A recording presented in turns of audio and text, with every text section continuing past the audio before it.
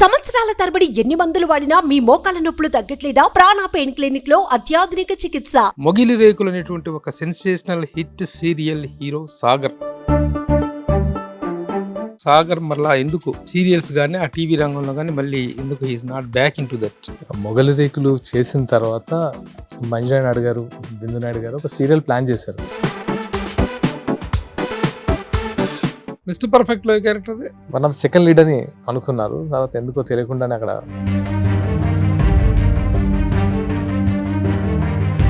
దిల్ రాజు లాంటి పెద్ద ప్రొడ్యూసర్ తీసుకున్నప్పుడు ప్రమోషన్ దొరకపోవటం ఏంటి? ఏదో వినపడుతుంది, ఏంటి మీ మూవీకి వేరే మూవీకి చాలా దగ్గరి.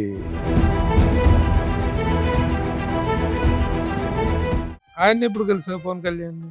కళ్యాణ్ గారు ఇంటికి వెళ్ళాం, ఏ సీరియల్ అన్నారు, మొగలి రేకులు అంటే ఓహో మీరా అని టక్మని లేచారు. కళ్యాణ్ గారు ఏంటి ఇలా మాట్లాడుతున్నారు? ప్రచార కార్యదర్శి అంటే ముందు అసలు స్పోక్స్మెన్ గా మాట్లాడాలి కదా, ఎక్కడ మాట్లాడుతున్నట్టు కనిపిస్తలేదు కదా. కొన్ని ఉంటాయి, ఆ టైం బట్టి మాట్లాడాలి. ఎప్పుడు పడితే అప్పుడు మాట్లాడితే ప్రచారంలో సిద్ధం సభలతోటి ప్రచారంలో జగన్ దూసుకుపోతున్నాడు, దడ పుట్టిస్తున్నాడు కూటమికి అనేటువంటిది ఒక ఇది ఏర్పడింది. ఎంతవరకు నిజం? ఇప్పుడు ప్రత్యర్థి అయినా సరే వాళ్ళు ఎలా ఫైట్ చేయాలో వాళ్ళకి తెలుసు. బట్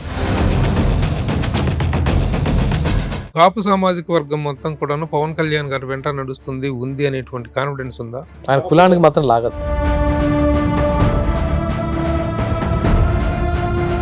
కాపు సామాజిక వర్గ పెద్దలు పవన్ కళ్యాణ్ దూరం పెట్టడం వెనుక, పవన్ కళ్యాణ్ మీకు రివర్స్ అవ్వటం వెనుక కారణం ఏంటనుకుంటున్నారు? వాళ్ళ దాడి వెనుక ఉన్నటువంటి ఆంతర్యం ఏంటని? అందరికీ అన్ని కావాలంటే కుదరదు సార్.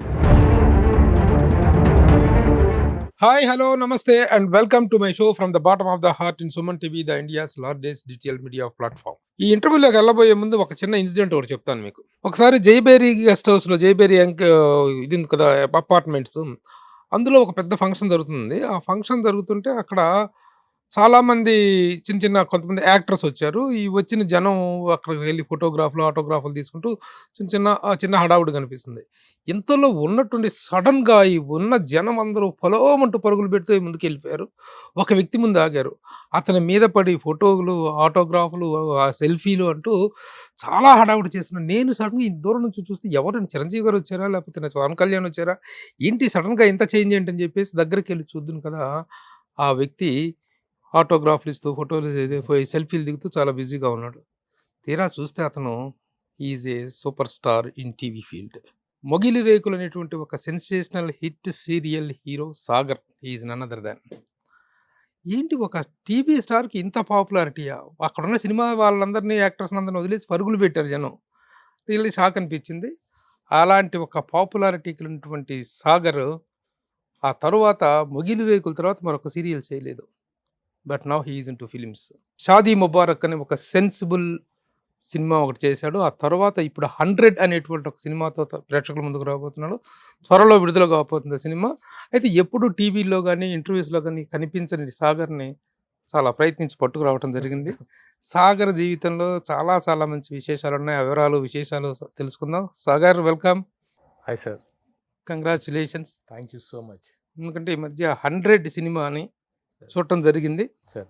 అంటే ఇంకా రిలీజ్ కాకపోయినప్పటికీ కూడాను మీరు వెంకయ్య నాయుడు గారు, భారత మాజీ రాష్ట్రపతి వెంకయ్య నాయుడు గారి గౌరవార్థం ఆయనకి ప్రివ్యూ షో వేసినప్పుడు ఆ సినిమాకి నన్ను కూడా పిలవడం జరిగింది ప్రొడ్యూసర్స్. ఆ సందర్భంగా ఆ సినిమా చూశాను. వెరీ వెరీ బిఫిటింగ్ పర్సనాలిటీ తోటి అంత పోలీస్ ఆఫీసర్ క్యారెక్టర్లో చాలా బాగున్నావు. Thank you sir. Thank you. Congratulations.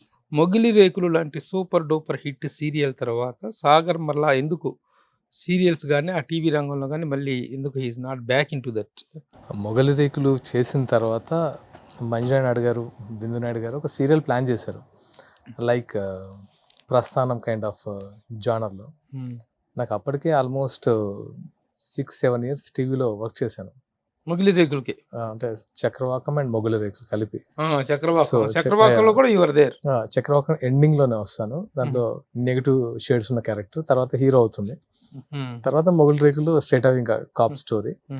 So it's a very good experience with the team. And అంటే నాకు ఆర్కే నాయుడు క్యారెక్టర్తో జనాల్లోకి అంటే నాకు వాళ్ళు ఇచ్చిన ఆ లవ్ అండ్ ఎఫెక్షన్ ఇప్పటికీ అలాగే ఉంది. దానికి నేను నిజంగా థ్యాంక్స్ టు మల్లినా నాయుడు గారు, ఆర్కే గోవింద్ నాయుడు గారు. అది పోలీస్ క్యారెక్టర్. అది పోలీస్ క్యారెక్టర్, కాప్ స్టోరీ. నాకు అంటే ఎందుకో తెలియదు, ఇన్బిల్ట్ నాకు ఎందుకు కాప్ అనేది నాకు బాగా ఇష్టమైన ఆ రోల్. అంటే ఈవెన్ రియల్ లైఫ్లో కూడా ఎందుకో కాప్ అనేది మా ఇంట్లో గాను. సో ఎప్పుడు నేను అంటే ఒక నాకు అలాంటి ఇన్స్పైరింగ్ క్యారెక్టర్ చేయాలని ఎప్పటి నుంచి అనుకునేవాడిని. లక్కీగా ఏంటంటే ఆ క్యారెక్టర్ రావడం నాకు డెస్టినీగా ఫీల్ అవుతాను. నాకు నిజంగా నా లైఫ్లోకి ఆర్కే నాయుడు లాంటి క్యారెక్టర్ చేయడం అనేది నేను డెస్టినీగా ఫీల్ అవుతాను. అండ్ దాంతో పాటు 6 years దాంతో గడిచిపోయింది. నాకు గడిచిపోయింది. ఆ రెండు serials తో. 6 years గడిచిపోయింది. ఆ టైంలో నాకు డైరెక్టర్ బాబీ గారు ఉన్నారు కదా, బాబీ. మన వాల్తేరు వీరయ్య. Waltair Veerayya recent hit. ఆ టైంలో నన్ను కలిశారు. ఇప్పుడు మొగల్ రేకులు చేస్తున్న టైంలోనే సాగర్ గారు, మీరు మా మదర్కి మీరు అంటే చాలా ఇష్టం, మిమ్మల్ని సూర్య సూర్య అంటుంటారు, ఒకసారి నాకు అందుకే అప్పటి నుంచి మీరు సూర్య అంటే ఏంటి? టీవీ అంటే సూర్య క్యారెక్టర్ సింగం దేంట్లో సింగం చేశారు కదా, యముడు అప్పుడు చేశారు. అవును. అలా తను ఎగ్జైటింగ్ గా చెప్తున్నారు వాళ్ళ మదర్ గురించి. టీవీలో సూర్య లాంటి సింగం లాంటి క్యారెక్టర్. సో ఎగ్జైటింగ్ గా చెప్పారు. నేను ఒక మూవీ అనుకుంటున్నాం మేము, మిస్టర్ పర్ఫెక్ట్, దాంట్లో one of the second lead ఉంది, మీరు చేయాలండి అది ఇది అంటే. నేను ఫస్ట్ టైం అంటే నాకు అప్పటి వరకు మూవీస్ లోకి వెళ్ళాలని ఆలోచన రాలేదు అసలు. మూవీ దీని తర్వాత ఇది చేయాలి, దీని తర్వాత ఇది చేయాలని ఎప్పుడు నేను ప్లాన్ చేసుకోలేదు. సరే, తర్వాత దశరథ్ గారు వాళ్ళ బ్రదర్ నాకు బాగా పరిచయం. ఒకరోజు దిల్ రాజు గారి ఆఫీస్లో కలిసాము. కలిసిన తర్వాత అప్పుడు సరే నేను వన్ డే కూడా నేను సీరియల్ నుంచి బయటకు వచ్చే సిచ్యువేషన్ లేదు. ఆల్మోస్ట్ మాకు మార్నింగ్ 7 to ఈవినింగ్ 7 to 8 అయ్యేది డైలీ సీరియల్ కాబట్టి. సో నేను 15 days వీళ్ళు డేట్స్ అడుగుతున్నారు, ఎలా మేనేజ్ చేద్దాం ఏంటి అనేది చాలా, అంటే మాకున్న టైంలో అది 15 days అనేది చాలా, అంటే మెయిన్ క్యారెక్టర్ కనబడకపోతే టీవీలో చాలా ప్రాబ్లం వస్తుంది. మాకు కూడా ఏంటంటే ఇంత ఫుటేజ్ ఉండేది కాదు. ఈ రోజు షూట్ చేస్తే రేపు టెలికాస్ట్, అంటే మాకు వేరే ఇంకా బ్యాంకింగ్ ఉండదు కదా. సరే, వాళ్ళు ఏంటంటే ఆపర్చునిటీ వచ్చింది, పెద్ద బ్యానర్ దిల్ రాజు గారి బ్యానర్, సరే మంచి ఎక్స్పోజర్ వస్తుంది ఆల్రెడీ మీకు తెలుసు కాబట్టి అని. ఏ సినిమా? Mister perfect. సో దానికి చాలా కష్టంగా డేట్స్ అడ్జస్ట్ చేశారు వాళ్ళు, చాలా కష్టంగా. ఆ టైంలో ఆ 15 days నేను కనబడిపోయేసరికి కూడా చాలా మంది చాలా రకాల అంటే మానేశాడు, తీసేశారని ఎప్పుడు అనుకోలేదు. లక్కీగా మానేశారా లేకపోతే ఏమైంది ఏంటి ఇలాంటి చర్చలు జరిగాయి. నాకు ఎందుకు అది కొంచెం బ్యాడ్ ఎక్స్పీరియన్స్ లా ఫీల్ అయ్యా. అంటే నేను చేసి వచ్చిన తర్వాత నేను అనుకున్న క్యారెక్టర్ సరే చూసారా, మీకే అలా అనిపిస్తే అంటే అది శివాజీ అనే క్యారెక్టర్, ప్రభాస్ గారి ఫ్రెండ్ క్యారెక్టర్. అదేంటంటే బేసిక్ గా వన్ ఆఫ్ సెకండ్ లీడ్ అని అనుకున్నారు. తర్వాత ఎందుకో తెలియకుండానే అక్కడ అంటే నాకు ఒక ఎక్స్పీరియన్స్, బ్యాడ్ ఎక్స్పీరియన్స్. అప్పటి వరకు నాకు సినిమా చేద్దామని ఆలోచన లేదు. చేశాను, చేసి ఇంత వర్స్ట్ ఎక్స్పీరియన్స్ ఏంటి అని ఒక చిన్న అది ఉంది. వచ్చిన వెంటనే ఇక్కడ మొగలి రేకులో జనరేషన్ చేంజ్, అంటే ఆర్కే నాయుడు కాస్త ఇంకొక జనరేషన్ షిఫ్ట్ అయిపోతున్నాం. ఏం లేదు, మళ్ళీ నిలబెట్టాలి ఇప్పుడు ఈ క్యారెక్టర్ అని అప్పుడు మున్నా క్యారెక్టర్ చేశాం వాళ్ళతో. అంటే అఫ్కోర్స్ ఇంకా సెకండ్ జనరేషన్ కూడా నేనే హీరో మున్నా క్యారెక్టర్తో. అది ఒక 3 years, మళ్ళీ 3 years తర్వాత మాత్రం నాకు అప్పుడు అనిపించింది ఇక సీరియల్స్ చేద్దాం. అంటే ఎప్పుడైతే ఆ ఎక్స్పీరియన్స్, బ్యాడ్ ఎక్స్పీరియన్స్ ఉందో ఇంకా సీరియల్స్ చేద్దాం, డెఫినెట్గా సినిమా చేద్దాం, కష్టమైనా సరే సినిమా చేద్దాం అనుకున్నాను. సో అలాగా నేను సినిమా కసితో సినిమా మళ్ళీ అంటే చేయకూడదా మనం, ఏంటంటే చేయొచ్చు కదా అనే ఫీలింగ్ వచ్చింది. అందులో నన్ను ఇంతగా అంటే ఈ సీరియల్తో ఇంతగా ఆదరించిన, అంటే ప్రతి ఇంట్లో నన్ను ఒక అంటే ఓన్ పీపుల్ లాగా ట్రీట్ చేస్తున్న జనం ఉన్నారు కదా, నేను చేసే తప్పేంటని అప్పుడు స్టార్ట్ చేశాను. ఆ తర్వాత సిద్ధార్థ, ఎస్ గోపాల్ రెడ్డి గారు కెమెరామెన్, అండ్ దయానంద్ రెడ్డి అని డైరెక్టర్, దాసరి కిరణ్ గారు ప్రొడ్యూసర్లో సినిమా స్టార్ట్ చేశాం. ఆ తర్వాత షాదీ ముబారక్ తర్వాత ఇది. ఆ సినిమా ఏంటది? ఫస్ట్ సినిమా సిద్ధార్థ. షాదీ ముబారక్ అంటే ముందు సినిమా. సిద్ధార్థ అంతకు ముందు కూడా ఒక మూవీ స్టార్ట్ అయింది, but that is also not a good experience. కానీ మొగలి రేకులు అనేటువంటిది కేవలం టీవీ జర్నీ అనేటువంటి టీవీ యాక్టర్ గా జర్నీ అనేటువంటిది 6 years, కానీ ఇప్పటికి 16 years అయింది. అంటే నేను still you are continuing as star, ఎందుకంటే అదే సీరియల్ మళ్ళీ రిపీటెడ్ గా వస్తుంది. ఆల్మోస్ట్ అది 15 years నుంచి కంటిన్యూ వస్తుంది. అంటే నన్ను జనాలు మర్చిపోకుండా చేస్తుంది రాంగా అంటే చెప్పాలి. ఫస్ట్ జెమినీలో టెలికాస్ట్ అయింది, జెమినీ. తర్వాత మళ్ళీ మళ్ళీ రీటెలికాస్ట్ కూడా జెమినీలోనే, తర్వాత ఇప్పుడు ఈటీవీలో ఇప్పుడు ఈటీవీలో వస్తుంది. ఈటీవీలో వస్తుంది, ఈటీవీ ప్లస్ అనుకుంటా, ఈటీవీ దాంట్లో వస్తుంది. మొత్తం ఒక ఇది 3 years పట్టిందా, 4 years, ఆల్మోస్ట్ 5 years చేశాను. 5 years, 1369 episodes. అంటే అన్ని రిపీట్ అవుతా ఉన్నాయి. ఇంకా 5 years లో ఒకసారి చిన్న ఎడిట్ సో చేసినట్టు. They are keeping alive yeah, Sagar ఎలా నిలబెట్టేస్తుంది ఆ సీరియల్ ఒకటి. అంటే మేము సీరియల్ లాగా ఎప్పుడు చేయలేదు సార్ దాన్ని, అంటే సీరియల్ చేస్తున్న ఫీలింగ్ ఏం లేదు. అందుకే ఆ సక్సెస్ వచ్చింది అనిపించింది. ప్రాపర్ రైటింగ్ బిందు నాయుడు గారిది, ప్రాపర్ డైరెక్టర్ జనార్దన్ నాయుడు గారు, ఎగ్జిక్యూషన్ మంజు నాయుడు గారు, ప్రొడక్షన్ సుధాకర్ నాయుడు గారు. అంటే రీషూట్ చేయడం, సీరియల్లో రీషూట్స్ తక్కువ. సీన్ బాగాలేకపోతే ఎంత ఖర్చు అయినా సరే మళ్ళీ రీషూట్ చేసేవాళ్ళు. ఓవర్ నైట్ లో పిలిచేసి అందరికి షూటింగ్ పెట్టేవాళ్ళు. అంటే వాళ్ళకి ఆల్మోస్ట్ 20 minutes ఉంటుంది ఎపిసోడ్. 20 minutes 6 years జనాలు రిమోట్ చేతిలో పట్టుకొని, రిమోట్ ఎవరికి వేయకుండా దాచిపెట్టుకొని సీరియల్ చూసారంటే ఆ క్రెడిట్ నిజంగా ఆ టీమ్ మొగలి రేకులు సుధాకర్ నాయుడు, మంజుల నాయుడు, అంత ముందు కూడా వాళ్ళది ఋతురాగాలు చాలా పెద్ద super duper hit. Chakravakam commitment వాళ్ళ భలే ఉంటుంది. అంటే టువర్డ్స్ ప్రోడక్ట్ వాళ్ళు టోటల్ గా ఎఫర్ట్స్ పెడతారు. వాళ్ళు అంతకు ముందు ఒక సింగిల్ ఎపిసోడ్ ఏదో చేస్తే నేను ఒక ఆర్టికల్ రాశాను, ఆగమనం సీరియల్ కి నేను ఒక ఆర్టికల్ రాసి, ఈ ఫస్ట్ ఒక స్టాండర్డ్ తో దూరదర్శన్ లో ఒక సీరియల్ చేస్తున్నారు వీళ్ళు, కంటెంట్ చాలా బాగుందని చెప్పి రాస్తే నేను ఆవిడ చాలా హ్యాపీ ఫీల్ అయ్యారు. అక్కడ మా సీరియల్ లో మా కంటెంట్ లో ఉన్న డెప్త్ ని అర్థం చేసుకుని ప్రభు గారు చాలా బాగా రాశారని చెప్పి దే ఫెల్ట్ వెరీ హ్యాపీ.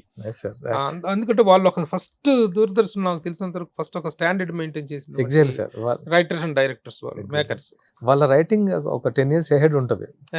అవును, అంటే ఇప్పుడు జనరేషన్ అంటే ఆ టైంలోనే ఒక 10 years ముందు ఉంటుంది వాళ్ళది. అంతగా ప్రేమించిన టీవీ రంగాన్ని, అంతగా ఆదరించిన టీవీ ప్రేక్షకులను వదిలేసి రావటం అక్కడ వదిలేసినట్టే, అదే పాతదే పాడిందే అన్నట్టుగా మళ్ళీ పాదాన్నే రిపీట్ చేసుకుంటున్నారు తప్ప సాగర్ మళ్ళీ ఒక డైనమిక్ క్యారెక్టర్ తో రావటం అనేటువంటిది ఎందుకు లేదు. ఎగ్జాక్ట్లీ నేను మూవీలో చూపిద్దాం అనుకున్నాను, నేను సిద్ధార్థలో చూపిద్దాం అనుకున్నాను. బట్ ఎక్కడో మాకు ల్యాక్ ఆఫ్ స్క్రిప్ట్ సంథింగ్ కొంచెం ప్రాబ్లం అనిపించింది. కానీ అది మాధవ్ సున్నిపెంట అనే క్యారెక్టర్ చేసాం, షాదీ ముబారక్, దిల్రాజ్ గారి ప్రొడక్షన్ లోనే. ఎందుకో తెలియదు, ఇది డెస్టినీ సార్. ఎప్పటికైనా దిల్రాజ్ గారి బ్యానర్ లో హీరోగా చేయాలనుకున్నాను. మిస్టర్ పర్ఫెక్ట్ బ్యాడ్ ఎక్స్పీరియన్స్ తర్వాత ఎప్పటికైనా సంథింగ్ చేయాలనిపించింది. అంటే నేను అనుకోలేదు, ఒకసారి అనుకోని వదిలేసాను. సర్లే ఎప్పటికైనా చేయబోతామా చూద్దాం ఇక్కడ అనుకున్నాను.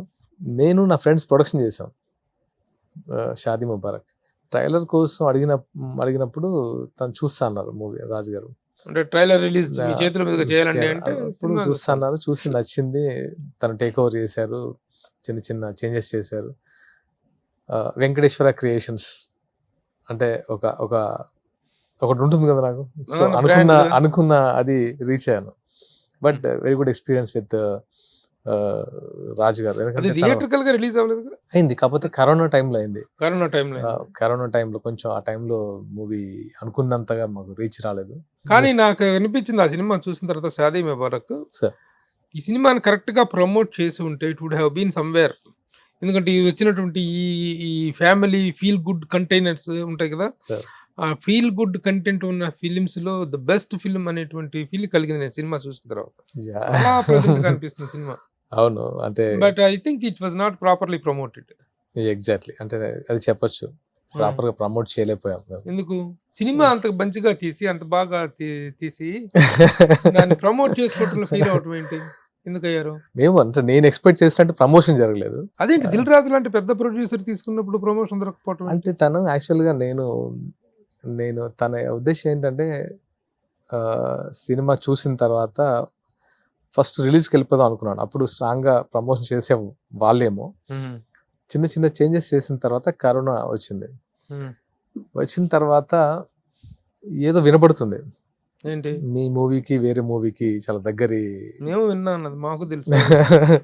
అంటే నేను దాన్ని బిలీవ్ చేయలేదు, ఎందుకంటే అదే మీ సినిమా మీ Shaadi Mubarak most eligible most eligible bachelor most eligible bachelor కి దగ్గర పోలికలు ఉన్నాయి అనేటువంటి దీంతో ఈ సినిమా అని సెకండరీ చేశారనేటువంటి ఒక టాక్ ఒకటి వచ్చింది ఆ రోజుల్లో. అంటే నాకు ఎలా అనిపించింది అంటే, నాకు అప్పటికి మోస్ట్ ఎలిజిబుల్ బ్యాచ్ రిలీజ్ అవ్వలేదు. ఫస్ట్ మాదే స్క్రిప్ట్ మేము చేసుకుని వెళ్ళాము. డైరెక్టర్ దగ్గర టోటల్ స్క్రిప్ట్ 2006 నుంచి తన దగ్గర ఉంది. We are confident. అంటే తను అంటే ఇప్పుడు అది వాళ్ళ బ్యానర్, బన్నీ వాసు గారు, అరవింద్ గారు బ్యానర్. సో ఏం చేస్తారో మాకు తెలియదు. డిస్కషన్ పెట్టారా? డిస్కషన్ లాగా ఏం లేదు సార్. డిస్కషన్ ఏం చేశారు? అంటే నేనేంటంటే కథ ఇప్పుడు ఎలా ఉంటుందంటే, నా పాయింట్ ఆఫ్ వ్యూ ఏంటంటే, మేము ప్రొడక్షన్ చేసాము, ఇది ఫాస్ట్ రిలీజ్ చేయాలనే ఒక ఉద్దేశం ఉండే నాకు. ఇది చాలా ఫాస్ట్ గా రిలీజ్ చేయాలి, ఎందుకంటే ఎప్పుడైనా ఏంటి ఇంకో కథ, ఈ కథ ఇంకో కథతో పోలి ఉంటుందంటే ఫస్ట్ మనం రిలీజ్ చేయాలనుకుంటున్నాం. ఆ ప్రాసెస్లో ఏంటంటే మాకు టైం లేదు. దాంతోపాటు అంటే తను యాక్చువల్గా రాజు గారు ఓటీటీకి ఇస్తే బాగుంటుంది, ఇది కరోనా టైము, ఈ టైంలో మనం థియేటర్ రిస్క్ చేయకూడదని తను ఉన్నారు.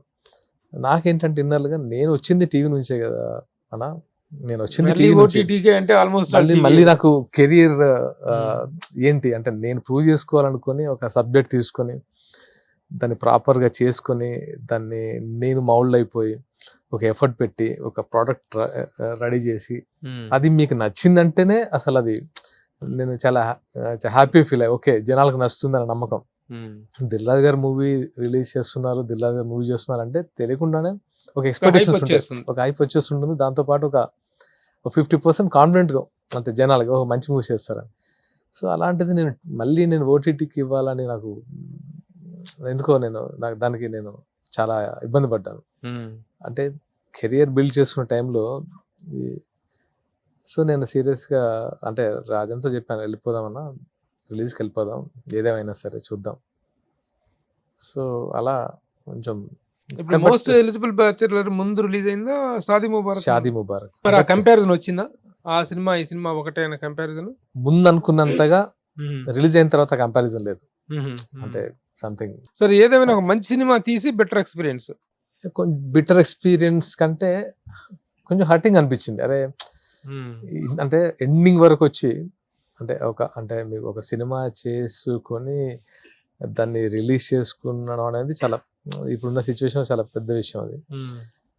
అంటే దానికి కావాల్సిన కథ, దానికి కావాల్సిన ఆర్టిస్టు, దానికి కావాల్సిన ఫండ్స్, దానికి కావాల్సిన ఎఫర్ట్, టైము అలా తీసుకెళ్ళి అలా వెళ్తూ దిల్ రాజు గారి లాంటి బ్యానర్లో పడడం అంతా ప్రాపర్గా వెళ్ళింది.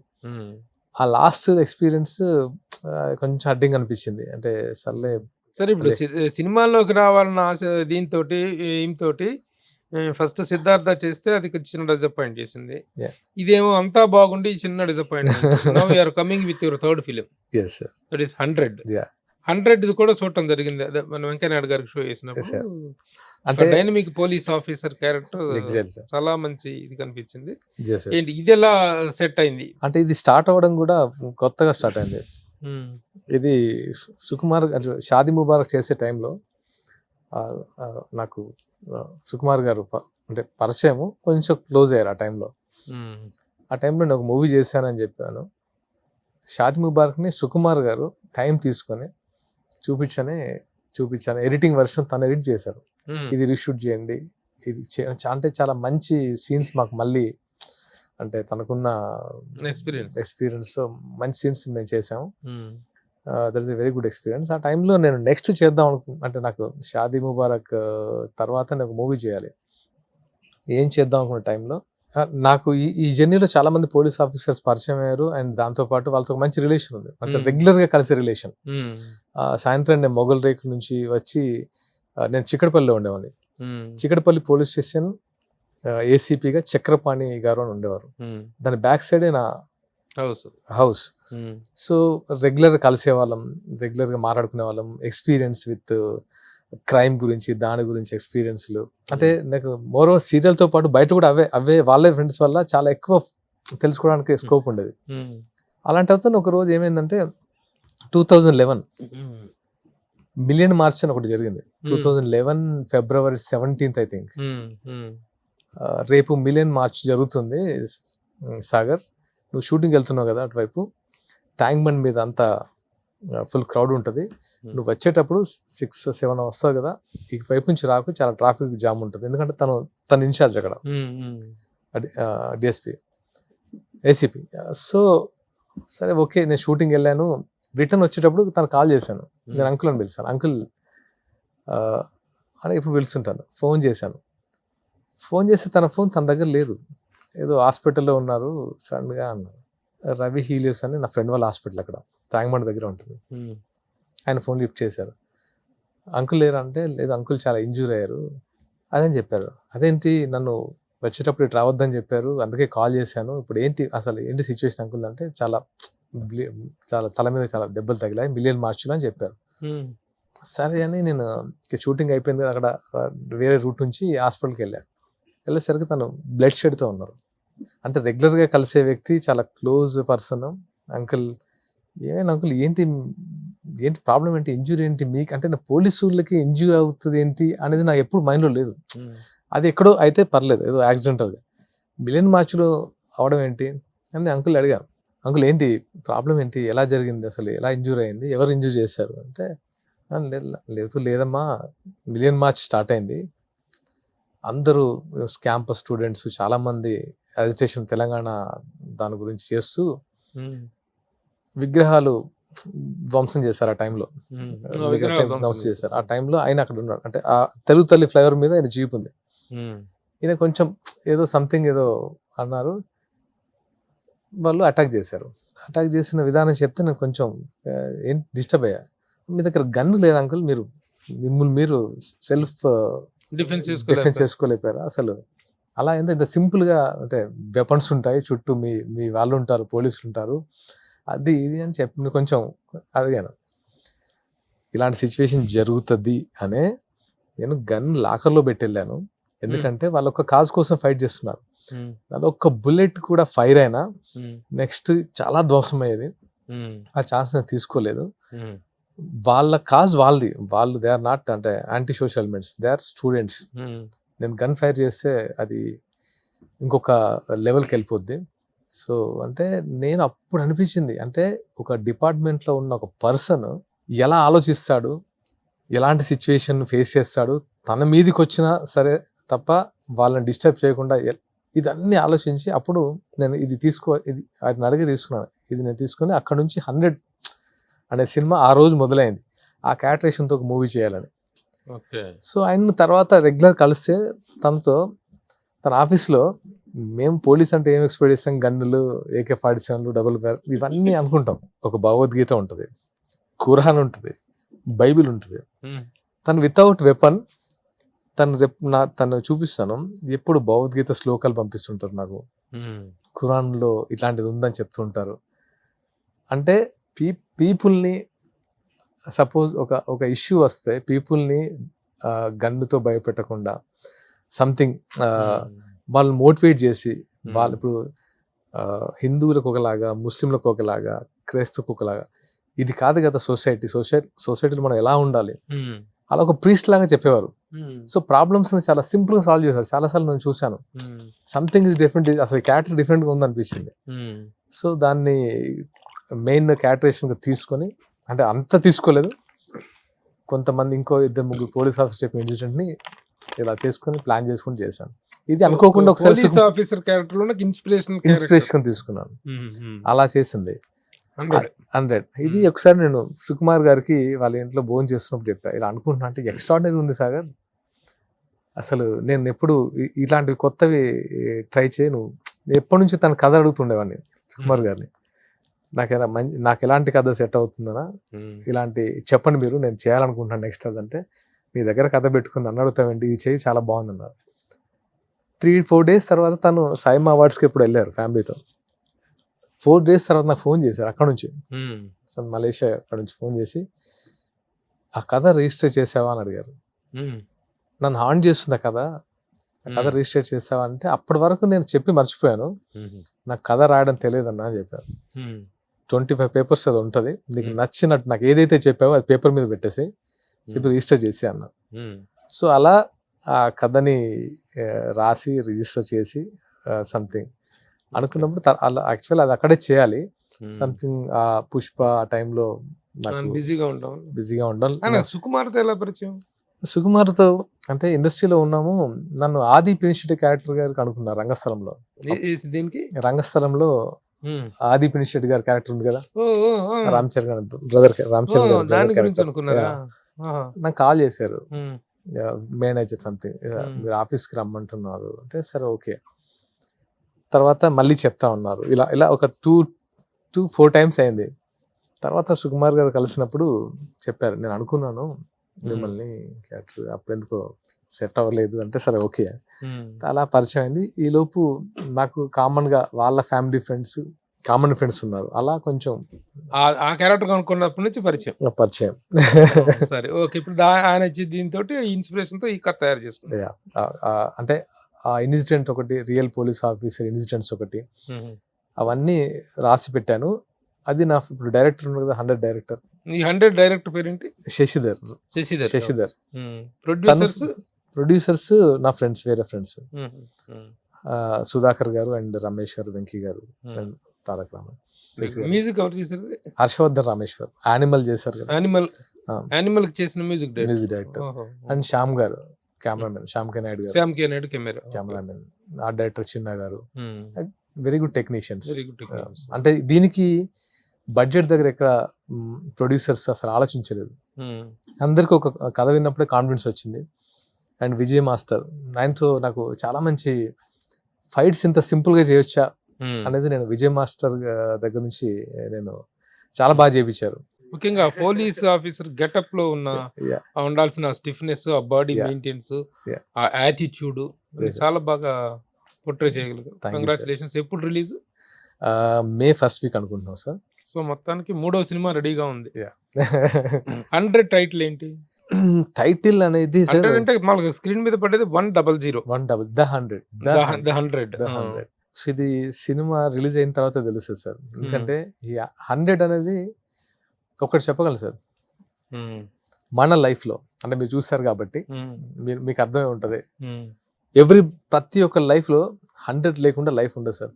ఏదో ఒక రోజు ఈ వెపన్ నా దగ్గర ఉంటే బాగుండేది, ఈ వెపన్ నా దగ్గర ఉంది అన్న విషయం మర్చిపోతారు. 100కి అంత పొటెన్షియల్ ఉంది. 100 అంటే పోలీస్ డైల్ 100 కాదు, పోలీసులకి 100 డైల్ చేస్తాం కదా. లేదు సార్, డైల్ 100 కాదు. దీనికి తమిళ సినిమాకి, తమిళ్లో ఉంది డైల్ 100 అని. సంబంధం లేదు అసలు, సంబంధం లేదు. It's a universal weapon. అంటే దాని గురించి ఎక్కువ చెప్తే ఓపెన్ అయిపోతుందని చెప్పట్లేదు.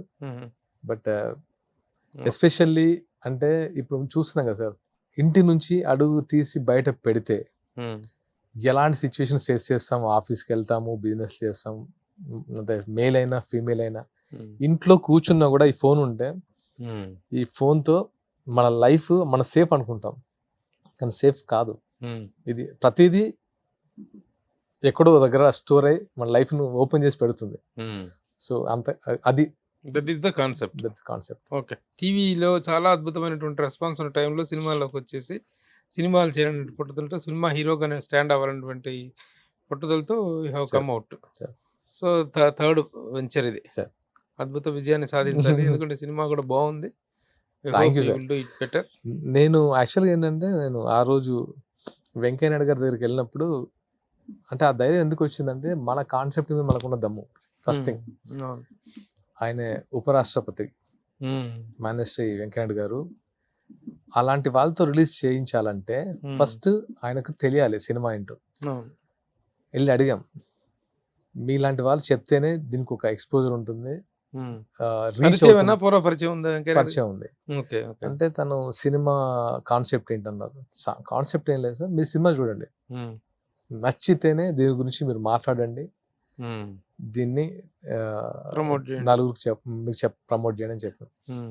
అంత కాన్ఫిడెంట్ గా చెప్పేసరికి తను సరే, నేను పెన్ డ్రైవ్ ఇద్దాం అనుకున్నాను, షో ఏమని చెప్పారు. సరే షో వేసాం. అది ఆ ఎక్స్పీరియన్స్ ఎలా మాట్లాడారో మీకు తెలుసు. అవును. సో చాలా ట్వీట్ గొప్పగా అంటే మాట్లాడారు సినిమా గురించి. గొప్పగా మాట్లాడారు. ట్వీట్ కూడా చేశారు. నేను అవును. ఎక్స్పెక్ట్ చేయలేదు. అవునవును. ట్వీట్ కూడా చేశారు ట్వీట్ కూడా అంతే. చేశారు. సో అది ఒక అంటే సినిమాకే కాదు, అంటే మంచి సినిమా చేస్తే మనకి ఎలాంటి రెస్పాన్స్ స్ట్రెంత్ వస్తుందో, వస్తుంది అనేది ఎలాంటి ఇది వస్తుందో. అనిపించింది. నేను కూడా పర్సనల్ గా సినిమా చూశాను కాబట్టి చాలా నచ్చింది కాబట్టి Thank you, ఇప్పుడు sir. మన ఇంటర్వ్యూ జరుగుతుంది. Thank you. ఓకే. సాగర్‌తో మాట్లాడాలంటే చాలా సాగరం అంత అనుభవాలు ఉన్నాయి. దగ్గర కొన్ని ఫోటోలు ఉన్నాయి నా దగ్గర. ఆ ఫోటోలు చూపిస్తా. ఏ ఫోటో ఏంటి? ఎప్పటిది? Yeah. ఆ అకేషన్ ఏంటి? ఆ వ్యక్తులతో ఎలాంటి పరిచయం? అవన్నీ ఒకసారి నాకు Yeah. చెప్పాలి. బావుంటుందా? Okay. Play the photos please. ఎవరు? ప్రభాస్. అక్కడ ప్రభాస్ గారు అండ్ ఇది ఆస్ట్రేలియాలో సిడ్నీ, అదే మ్మ్. Shooting mister perfect. Mister perfect shooting. ఈ ఎక్స్పీరియన్సే కొంచెం నాకు, నేను మ్మ్. మూవీలోకి అసలు నాకు సినిమాలో గుర్తుపట్టేలాగా లేదు క్యారెక్టర్. ఏంటి దాంట్లో చేసింది మిస్టర్ పర్ఫెక్ట్ లో? ఫ్రెండ్స్ లో ఏంటంటే తనకు డిఫరెంట్ ఒపీనియన్ ఉంటుంది లవ్ మీద. ఫస్ట్ నుంచి శివాజీని ఫాలో అవుతుంటాడు క్యారెక్టర్. తర్వాత వాళ్ళిద్దరి మధ్య సంథింగ్ ప్రాబ్లం వచ్చి, ఒక ఆ అమ్మాయికి మీకు మధ్య ఒక చిన్న సయోధ్యలు అంటే అండర్స్టాండింగ్ లాంటిది ఇస్తాడు. అదేనా? అవును మీరు రియలైజ్ అవుతారు. నేను రియలైజ్ అవుతాను లాస్ట్ కి. రియలైజ్ అయ్యి అవును. లవ్ పట్ల రియలైజ్ అవును. అవుతారు. Okay okay okay. సో మనం మనలాగా ఉండాలి, ఇంకోలాగా ఉండకూడదని. Okay next. ఓ పాపా బాబా. యా, వీర్ వియాన్ బాబు, Aira, she my wife Soundarya. Arrange మ్యారేజా లవ్ మ్యారేజా? Arrange come love. Arrange love come marriage. Marriage.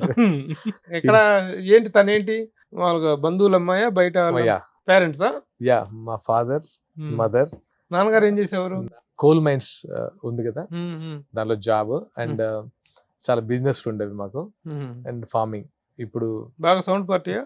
బాగా వెల్ ఆఫ్ ఫ్యామిలీనా? మంచి ఫ్యామిలీ, డబ్బు బాగా అంటే ఓకే Well off. సరిపోయేంత. ఎక్కడ? ఏ ఏరియా? Native place? మాది రామగుండం, కరీంనగర్ డిస్ట్రిక్ట్. రామగుండం. ఓకే. మీకు గోదావరి కనే ఐడియా ఉంటుంది. సో మా ఫాదర్ వాళ్ళు కొంచెం ఎస్టాబ్లిష్డ్ ఫ్యామిలీ అండ్ వెల్ అంటే మా తాత వాళ్ళ దగ్గర నుంచే వాళ్ళు బాగా వెల్ ఆఫ్ ఫ్యామిలీ. వెళ్ళే ఫ్యామిలీ. అంటే యాక్చువల్ గా టీవీ సీరియల్స్ లోను సినిమాలను సంపాదించాల్సిన అవసరమే లేదు. ఉన్నారు వెల్ ఆఫ్. లైక్ అప్పుడంత వెల్ ఆఫే. అంటే ఇది ఒక పెద్ద, ఇప్పుడు ఒక సింగిల్ ఎపిసోడ్ లో చెప్పలేని లైఫ్ అది. చాలా ప్రాబ్లమ్స్ ఫేస్ చేశారు. అంటే తను అంటే కమ్యూనిజం ఎక్కువ వెళ్ళిపోయేసరికి, అంటే వెళ్ళిపోయారు తను. నాన్నగారు కమ్యూనిస్ట్ బ్యాక్ డ్రాప్ ఉందా? Back drop. తను బాగా సాక్రిఫైస్ చేశారు లైఫ్ నా గురించి. సో అదొకటి చెప్పగలను. తర్వాత కమ్యూనిస్ట్ ఉద్యమాల్లో బాగా యాక్టివ్ రోలా? కమ్యూనిస్ట్ ఉద్యమాల్లో యాక్టివ్ రోలు. దాన్ని అంటే ఇన్సిడెంట్స్ తను ఎలా తీసుకెళ్ళాయంటే మావోయిజం వైపు తీసుకెళ్ళాయి. ఓహో. అంటే ఆయన అనుకున్నది వేరు, సొసైటీ కోసం ఆయన అనుకున్నది వేరు. అంటే అప్పుడున్న పొలిటికల్, అప్పుడున్న పోలీస్, అప్పుడున్న ఇదంతా ఆయన ఇంకొక రూట్ తీసుకెళ్ళాయి. అంటే తెలియకుండానే, అంటే ఎప్పుడు ఆయనకు అది ఇంట్రెస్ట్ తక్కువ, కాకపోతే ఏంటంటే వెళ్ళాల్సిన సిచ్యువేషన్ అది. సో తను కొంచెం స్ట్రగుల్ బాగా ఫేస్ చేశారు. అయితే చాలా కేసులు కూడా ఉంటాయిగా మావోయిస్టులకు సంబంధించినటువంటి. 2001-2 వరకు కూడా నేను పుట్టినప్పటి నుంచి ఆల్మోస్ట్ 25 years వరకు కూడా తను బాగా, అంటే మా లైఫ్లో చాలా డిఫరెంట్ ఫేజ్ అది, డిఫికల్ట్ ఫేజ్. ఆ తర్వాత నేను అంటే ఆయన బాగా, అంటే నన్ను పోలీస్ ఆఫీసర్ చేయాలని తన ఒక డ్రీమ్. చెప్తున్నా కదా, అది డెస్టినీ లాగా నేను యాక్టింగ్ లో చేయాల్సి వచ్చింది. కానీ తను ఏంటంటే ఆర్కే నాయుడు క్యారెక్టర్ తో తీరింది. ఆర్కే నాయుడు క్యారెక్టర్ తో తీరింది తనకంటే. బట్ తన ఐడియాలజీ చాలా డిఫరెంట్ గా ఉంటుంది నాకు. అందుకే నాకు కళ్యాణ్ గారు నచ్చారు అనిపిస్తుంది. తన ఐడియాలజీ, ఐడియాలజీ అండ్ కళ్యాణ్ గారి ఐడియాలజీ చాలా దగ్గర అనిపిస్తుంది. అంటే ఏంటంటే కొంచెం రెబలిస్టిక్, అంటే లౌక్యం అలా కాకుండా మొహం మీద కొట్టినట్టు చెప్పడం, రెబలిజం. సో ఏమవుద్ది దూకే, అంటే ఆయనలో తండ్రిలో ఉన్న రెబలిజం అంటే చెప్పాలంటే ఇండస్ట్రీకి వచ్చిన తర్వాత దాన్ని కంట్రోల్ చేయాల్సి వచ్చింది. ఇండస్ట్రీ లేక ముందు చాలా, అంటే అది ఇప్పుడు ఏంటంటే మన మీద ఆ ఎక్స్పెక్టేషన్స్ లేకపోతే ఫ్యామిలీ పరంగా మనం ఇవ్వాల్సిన రెస్పాన్సిబిలిటీస్ వల్లనూ కొంచెం దాన్ని తొక్కిపెట్టి ఆవేశాన్ని మొగలి రేకులు బిందు నాయుడు గారి కనెక్షన్ కూడా అదే. వాళ్ళు కూడా సేమ్. అంటే మంజునాథ్ నాయుడు గారు వేరు, వాళ్ళ సిస్టర్ బిందు నాయుడు గారు అండ్ వాళ్ళ హస్బెండ్ బాలాజీ గారు దే ఆర్ లైక్ ప్రో కమ్యూనిస్టులు. వాళ్ళ ఇంటికి గద్దర్ ఇలాంటి, ఇప్పుడు మాకు కూడా గద్దర్ గారితో ఉండే ఫోటోలు కూడా ఉన్నాయి. Next photo please. ఇది వెంకయ్య నాయుడు గారు మొన్న ఇన్వైట్ చేసినప్పుడు వెంకయ్య నాయుడు గారి వైఫ్ అండ్ ఆ బర్త్డే రోజు. నాకు ఈ ప్రొడ్యూసర్ ఉన్నారు కదా నా ఫ్రెండ్, అంటే ఇప్పుడు 100 producer, one of the producers Ramesh గారు. రమేష్ గారి రిలేటివ్స్ అనమాట. రమేష్ గారికి వెంకయ్య నాయుడు గారు రిలేటివ్స్. అండ్ రమేష్ గారు like one of the closest friend to me, అంటే ప్రొడ్యూసర్. నెక్స్ట్ మెగాస్టార్ చిరంజీవి గారితో ఇది మొన్న పద్మ విభూషణ్ వచ్చినప్పుడు నేను, ఇది కొంచెం పాజ్ చేయండి నేను చెప్తాను. అసలు దీనికి ఒక హిస్టరీ ఉంది యాక్చువల్ గా, ఈ హిస్టరీని చెప్పాలి. నేను స్కూలింగ్ అంతా వేరు సార్, నాది స్కూలింగ్ అంతా ఎన్టీపీసీ ఎఫ్సిఏలో. స్కూల్ తర్వాత చిన్మయ విద్యాలయ, అది ఒక డిఫరెంట్ ఎపిసోడ్. మాకు అది చెప్తాను, ఆ స్కూలింగ్ డిఫరెంట్. ఆ తర్వాత నేను కాలేజ్ అంతా గుంటూరుకి వెళ్ళిపోయాను, సిద్ధార్థ కాలేజ్. మీకు ఐడియా ఉంటుంది, చిన్నకొండ్రుపాడులో. లాంగ్ టర్మ్ కి వచ్చేసి గౌతమ్ విజయవాడ. సో సింపుల్ గా చెప్పేస్తాను, మాకు తెలంగాణ అంటే సార్ హీరో అంటే చిరంజీవి గారు ఒకరే. ఇంకా అంటే బై డిఫాల్ట్ చిరంజీవి గారు తెలంగాణలో, అంటే అది అప్పటి నుంచి ఉండేది. ఇప్పుడైనా చాలా అంటే చేంజెస్ వచ్చాయేమో కానీ అందరు యాక్సెప్ట్ చేయడం. అప్పుడు చిరంజీవి గారిని తప్ప వేరే వాళ్ళు యాక్సెప్ట్ చేసే వాళ్ళే కాదు.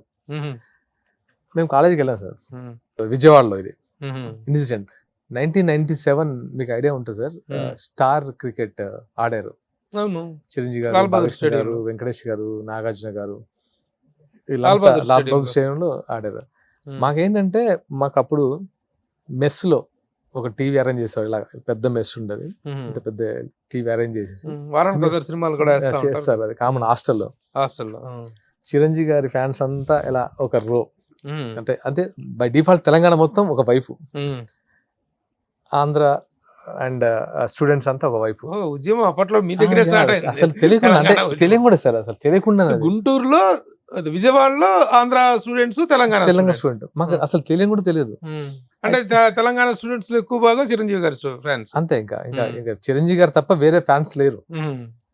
సో మేము అడిగాను, రిక్వెస్ట్ చేస్తాం సార్, ఈ స్టార్ క్రికెట్ చేస్తున్నారు, మాకు లైవ్ ఇవ్వండి, మాకు టీవీ అరేంజ్ చేయండి అంటే చౌదరి బాబు గారిని అరేంజ్ చేశారు. సర్లే పిల్లలు తర్వాత చిరంజీవి గారు వస్తారు అంటే, చిరంజీవి గారు స్టేడియంలోకి ఎంటర్ అవుతున్నాను కానీ ఇక్కడ టాప్ లేచిపోయింది, అరుపులు. ఎక్కడ స్టేడియంలో కాదు, ఈ మెస్సులో అందరూ ఇలా ఒక్కసారి వేస్తే ఇక అరుపులు మొదలు పెట్టేసరికి అసలు అక్కడ డైరెక్టర్కి ఏం జరుగుతుందో తెలియదు, ఆ రేంజ్ లో జరిగింది. సో అటువైపు బాలకృష్ణ గారు ఫ్యాన్స్ మీకు తెలిసింది. బాలకృష్ణ గారు వచ్చిన వెంటనే అసలు ఫుల్ ఒక రేంజ్ మోత. తెలియకుండా సార్ ఎలా ఉంటుందంటే, ఒక హీరోస్ ఇంపాక్ట్ స్టూడెంట్స్ మీద అనేది మీరు చెప్తే షాక్ అవుతారు. ఇన్సిడెంట్ నేను ఎప్పుడు రివీల్ చేయలేదు, చిరంజీవి గారు కలిసినప్పుడు చెప్దాం అనుకున్నాను కానీ కుదరలేదు అది. సార్ చిరంజీవి గారు వచ్చారు, బ్యాట్ పట్టుకున్నారు, మేము అందరం ఇంకా చేతులు నలిపేసుకున్నాం, 6 or 4. సార్ ఫస్ట్ బాల్ కి అవుట్ అయ్యారు, డక్అవుట్. కళ్ళలో నీళ్ళు అందరికి. అవుట్తోల్ పైపు వాళ్ళు గెలిచిదే, అది ఇది కామెంట్స్, వల్గర్ కామెంట్స్. మాకు ఉక్రోషం ఆపుకున్నాం, సర్లే నెక్స్ట్ టైం ఇంకా మిగతా వాళ్ళు ఆడతారు అంటే. మాకు మొహం లేదు, అంటే ఇంకా ఏంటి ఇలా అయిపోయింది ఏంటి మనం. తర్వాత బాలకృష్ణ గారు వచ్చారు, ఆయన బై డిఫాల్ట్ క్రికెటర్, అంటే ఆల్రెడీ క్రికెట్ లో అనుభవం ఉంది. అజారుద్దీన్ గారు వాళ్ళంతా ఒక టీం, అంతా ఫ్రెండ్స్ కుమ్మేస్తున్నారు. ఇంకా వాళ్ళు అసలు అవతల బ్యాచ్ రెచ్చిపోతున్నారు. మాకేం అర్థం కాలేదు. అంటే ఆ ఉక్రోషం తట్టుకోలేక అలా టీవీని తీసుకెళ్ళి ఇసేసాం. ఇంకా రెండు గ్రూపులు కొట్టుకుంటే సార్, టీవీ బద్దలు. నెక్స్ట్ ఆ టీవీ బదులైన దాంట్లో ఎందుకురా టీవీని బదులు కొట్టారు, వాళ్ళేంటి మా బాలయ్య బాబు కొడుతుంటే మీరేంట్రా టీవీ. మాకు అవుట్ అయిన బాధలో ఉన్నాం, ఆయన ఫుల్ ఎగ్జైటింగ్ లో ఉన్నారు. కొట్టుకుంటే సార్ 2 గ్రూపులు ఫస్ట్ టైం నేను ఇలా కూడా కొట్టుకుంటారా రీజన్ లేకుండా అసలు. అంటే అందరికి స్టిచ్చింగ్లు, స్టాబ్లు. అక్కడ నుంచి మమ్మల్ని సస్పెండ్ చేశారు. ఎందుకంటే టీవీ పగలగొట్టింది మేము కదా. ఇంటికి పంపించారు, పేరెంట్స్ పిలిపించారు, ఇక్కడ నుంచి అలా చేయం. ఆ గొడవ కాస్త ఏమైందంటే సార్, నువ్వు ఆంధ్ర, నేను తెలంగాణ, అలా ఒక చిరంజీవి బాలకృష్ణ. అప్పుడు పెద్దన్న మూవీ రిలీజ్ అయింది, హిట్లర్ మూవీ రిలీజ్ అయింది. ఏ సినిమా రిలీజ్ అయినా కొట్టుకునే వాళ్ళం. అలా నిజంగా చెప్పండి సార్, మా స్టడీస్ అనేది ఒక్కరోజు కూడా మేము బుక్ పట్టింది లేదు. ఇంటికి వెళ్తే మా వాళ్ళు ఏంట్రా మీ గోరలు మేము కష్టపడి చదివిస్తుంటే మీకు అసలు అంటే లక్కీగా ఏంటంటే గుంటూరు వరకు వెళ్ళి చదివించారంటే అందరూ కొంచెం అక్కడ వెల్ ఆఫ్ ఉంటారు కాబట్టి ఆ ప్రాబ్లం రాదు. చాలా మంది ఇప్పుడు అంటే మిగతా వాళ్ళందరూ మళ్ళీ పేమెంట్ సీట్లు వెళ్ళి ఇంజనీరింగ్ చేసి ఇప్పుడు యూఎస్ సెటిల్ అయిపోయి మా ఫ్రెండ్స్ అందరూ. అసలు అది ఎంత చిరంజీవి గారి కోసం అసలు రక్తపాతం అసలు అది. మరి అలాంటి చిరంజీవి గారిని ఫస్ట్ టైం ఎప్పుడు కలిసి అంటే సార్ నాకు అదే అనిపిస్తుంది సార్. నేను ఎప్పుడు ఇండస్ట్రీకి వద్దాం అనుకోలేదు, అప్పుడు కూడా అనుకోలేదు. ఏది నేను ఇంటర్మీడియట్ తర్వాత కూడా అనుకోలేదు. ఆ తర్వాత ఏవి కాలేజ్ హైదరాబాద్ వచ్చి హైదరాబాద్లో డిగ్రీ ఇక్కడ ఏవి కాలేజ్. అప్పుడు నేను ఇంజనీరింగ్ చేసేవాడిని. బికాస్ ఆఫ్ దిస్ ఇంకా ఎంసెట్ రాయలేదు, చచ్చినట్టు నేను డిగ్రీ చేయాలి. అండ్ మా ఫ్యామిలీ కూడా ఇంకా నేను దూరం వెళ్ళే సిచ్యువేషన్ లేదు అప్పుడున్న సిచ్యువేషన్లో. సో డిగ్రీ ఇక్కడే చేసాము. అప్పుడు మాధు ఫిల్మ్ ఇన్స్టిట్యూట్లో ఒక ఫ్రెండ్ పరిచయం అయ్యి ఇన్స్టిట్యూట్కి తీసుకొచ్చేసి నువ్వు కూడా చేయొచ్చు కదా, అలా అలా అలా అలా తెలియకుండానే నేను దీంట్లో ఎంటర్ అయ్యాను. తెలిసి అసలు ఆ సీరియల్ చక్రవాకం ఫస్ట్ సీరియల్ దాంట్లోకి ఎలా ఎంట్రన్స్? లైక్ ఫొటోస్ అంటే అడిగేవాడిని, యాక్టర్ కావాలని ఇంట్రెస్ట్. యాక్టర్ అయితే ఎలా ఉంటుంది అని అనిపించింది అంతే. ఇప్పుడు నా ఫ్రెండ్స్ ఉన్నారు అందరూ, ఏంట్రా నువ్వు కొత్త ఫీల్డ్ ఏదో మరి మనకు సంబంధం లేని ఫీల్డ్, నువ్వు అందరూ ఏంటంటే ఎంఎస్సి కంప్యూటర్స్, ఇప్పుడు అందరూ శాంసంగ్ ఏఐలో అంత మంచి పొజిషన్లో ఉన్నారు, నువ్వేంటి అసలు ఈ గోల్ ఏంట? అప్పుడు ఇండస్ట్రీ అంటే లేదురా ఏదో కొత్తగా అనిపిస్తుంది, ఏదో అట్రాక్ట్ చేస్తుంది అని చెప్పేవాళ్ళం. ఎవరికి కాన్ఫిడెన్స్ లేదు. నాకు కూడా ఏంటంటే కాన్ఫిడెన్స్ ఏం లేదు సార్. చూద్దాం ఒకసారి అంటే ఈ ఫీల్డ్ ఏదో అంటే మనకు తెలియని ఒక వరల్డ్ కొత్తగా అనిపించింది. అలా ట్రై చేస్తున్న టైంలో చక్రవాకం కంటే ముందు ఇంక ఈ ఫీల్డ్ వర్కౌట్ అవ్వదని ఆపేసి నేను టెస్టింగ్ నేర్చుకుని జాబ్ ప్రిపేర్ అవుతున్నా. ఆ టైంలో నా ఫ్రెండ్ వాళ్ళు కంపెనీ ఫిలిం సిటీ తీసుకెళ్ళింది వాళ్ళని ఒక మెర్జింగ్లో. నన్ను కూడా తీసుకెళ్లారు. అంటే నేను నెక్స్ట్ ఆ కంపెనీలో నేను జాబ్ ఫిలిం సిటీ వెళ్ళిన వెంటనే మనకేంటి, వాళ్ళేమో పార్టీములు ఉన్నారు, మనమేమో ఎక్కడ షూటింగ్ జరుగుతుందా, ఎక్కడ ఉంది ఏంటి అని మనం అలా వెతుకుతున్నాం తెలియకుండా. November 14th మేము వెళ్ళాము. 15th మంజులా నాయుడు గారు కాల్ చేశారు, సాగర్ అప్పటికి ఆమె దగ్గర అంటే ట్రై చేశా ఇంకా ఎనఫ్ అని. అంటే నేను ఇంకా కలిసి ఇంకా రాదనుకున్నా. సాగర్ వస్తారా, ఆఫీస్కి వస్తారా, ఇది ఒక క్యారెక్టర్ ఉంది, how long it's go I don't know but it's a good character అంది. ఇప్పుడేంట్రా ఎలాగూ జాబ్కి ఇవ్వని ఇంట్లో ఇంకా టైంలో నా ఫ్రెండ్ చెప్పా, వాడే నాకు టెస్టింగ్ అవి నేర్పించాడు, శ్రీనివాస్ రెడ్డి అని. వాడు షాదీకి ప్రొడ్యూసర్, వాడు వన్ ఆఫ్ ద ప్రొడ్యూసర్. అంటే అంతా చిన్నప్పుడు ఫ్రెండ్స్. వాడు అన్నాడు, సర్లే నీకు ఇంట్రెస్ట్ ఉంది కదా, ఒక ఎక్స్పీరియన్స్ కదా, నువ్వు అది చేసిరా, ఒక 1 month నేను ఈ జాబ్ ఈ 1 month నేను దీన్ని హోల్డ్ చేయగలను ఈ జాబ్ని, నీకున్న హ్యాపీనెస్ ని తీసుకొని రా అన్నారు. ఆ 1 month ఇంకా అంటే 1 year సెటిల్. చక్రవాకంతో ఫస్ట్ మంజులా నాయుడు గారు పిలిచి ఇచ్చిన offer. That is how you entered into TV serial. Okay. ఆ తర్వాత ఇంతకీ ఇక్కడ చేరిన తర్వాత, డిగ్రీలో చేరిన తర్వాత ఏంటి, చిరంజీవి గారిని కలిసా ఎప్పుడు? కలవలేదు సార్. అయితే చెప్తాను, ఇదే మొగల్ రేకులు చేశాను కదా సార్. చేసినప్పుడు నాకు అనిపించింది, నాకు తెలిసింది ఏంటంటే చిరంజీవి గారి మదర్కి నేనంటే ఇష్టం అని. ఆ రోజు అనిపించింది సర్ప్రైజింగ్ ఉంది అసలు లైఫ్. అదెలా తెలిసింది? అది నాగబాబు గారు చెప్పారు నాకు. అమ్మ ఎప్పుడు అడుగుతుంటుంది సాగర్ మిమ్మల్ని. ఆయన ఎక్కడ కలిసారు? ఆయన అప్పుడు టీవీ సీరియల్ చేస్తుండేవారు. అంటే నేను ఒక స్లాట్ 8:30 స్లాట్ నాది, 9 to 9:30 స్లాట్ సార్ది ఒక నాగబాబు గారు. సో మొగిలి రేకులు సీరియల్ ద్వారా చిరంజీవి గారు మొదలుతున్నారు, అది ఇది ఎప్పుడు ఉంటే కలుద్దాం, ఫాలో అవుతుంటారు. అప్పుడు ఫస్ట్ కలిసింది ఎక్కడ అంటే రామ్ చరణ్ గారు మ్యారేజ్ లో. నన్ను నాగబాబు గారు తీసుకెళ్లి అంజనమ్మ గారి పక్కన కూర్చోబెట్టి అప్పుడు ఫస్ట్ టైం మా మధ్య ఇంటరాక్షన్. కూర్చొని చాలాసేపు మాట్లాడారు. సో చాలా అంటే ఎలా అనిపించింది అంటే ఓన్ పీపుల్తో ఉండే ఒక ఎఫెక్షన్ ఆమె చూపించారు. తర్వాత చాలాసార్లు నేను అంజమ్మ గారిని కలిశాను, కలుస్తూనే ఉన్నాను, కానీ ఎప్పుడు చిరంజీవి గారిని, పవన్ కళ్యాణ్ గారిని కలుస్తాను నేను అనలేదు. ఎందుకంటే నాకు ఆమెతో ఉండే బాండ్ ఎలా అనిపించింది. చిన్నప్పటి నుంచి ఇంటర్మీడియట్ అది కాదు, కాలేజీలో స్కూల్ నుంచి ఎన్నిసార్లు సస్పెండ్ అవ్వటం, ఇది అన్నిటి వెనకాల ఉన్నది చిరంజీవి గారే కదా. మరి ఆ ఫ్యామిలీతో వాళ్ళ మదర్తో అంత ర్యాప్ అంటే నాకు ఏర్పడినప్పుడు ఎందుకో చిరంజీవి గారిని కలవాలని ఎందుకు అనిపించలేదు? అంటే నేను ఎప్పుడు అడగలేకపోయాను. ఎందుకంటే ఎలా ఉంటుందంటే అడ్వాంటేజ్ తీసుకోవడమా ఇవన్నీ, అంటే అడ్వాంటేజ్ తీసుకున్నట్టు ఉంటుందేమో అని ఎప్పుడు ఆవిడని అడగలేదు. అండ్ నాకు కూడా ఏంటంటే చిరంజీవి గారి మదర్తో ఉన్న బాండ్ని కళ్యాణ్ గారు బయటకు చెప్పేంత వరకు నేను ఎప్పుడు బయట చెప్పలేదు. ఓహో. పవన్ కళ్యాణ్ గారు ఆయనగా మా అమ్మ అని ఆయన బయటకు రిలీజ్ చేసిన తర్వాత నేను అప్పుడు, ఎందుకంటే ఆయన ఎప్పుడు కలిసావు పవన్ కళ్యాణ్?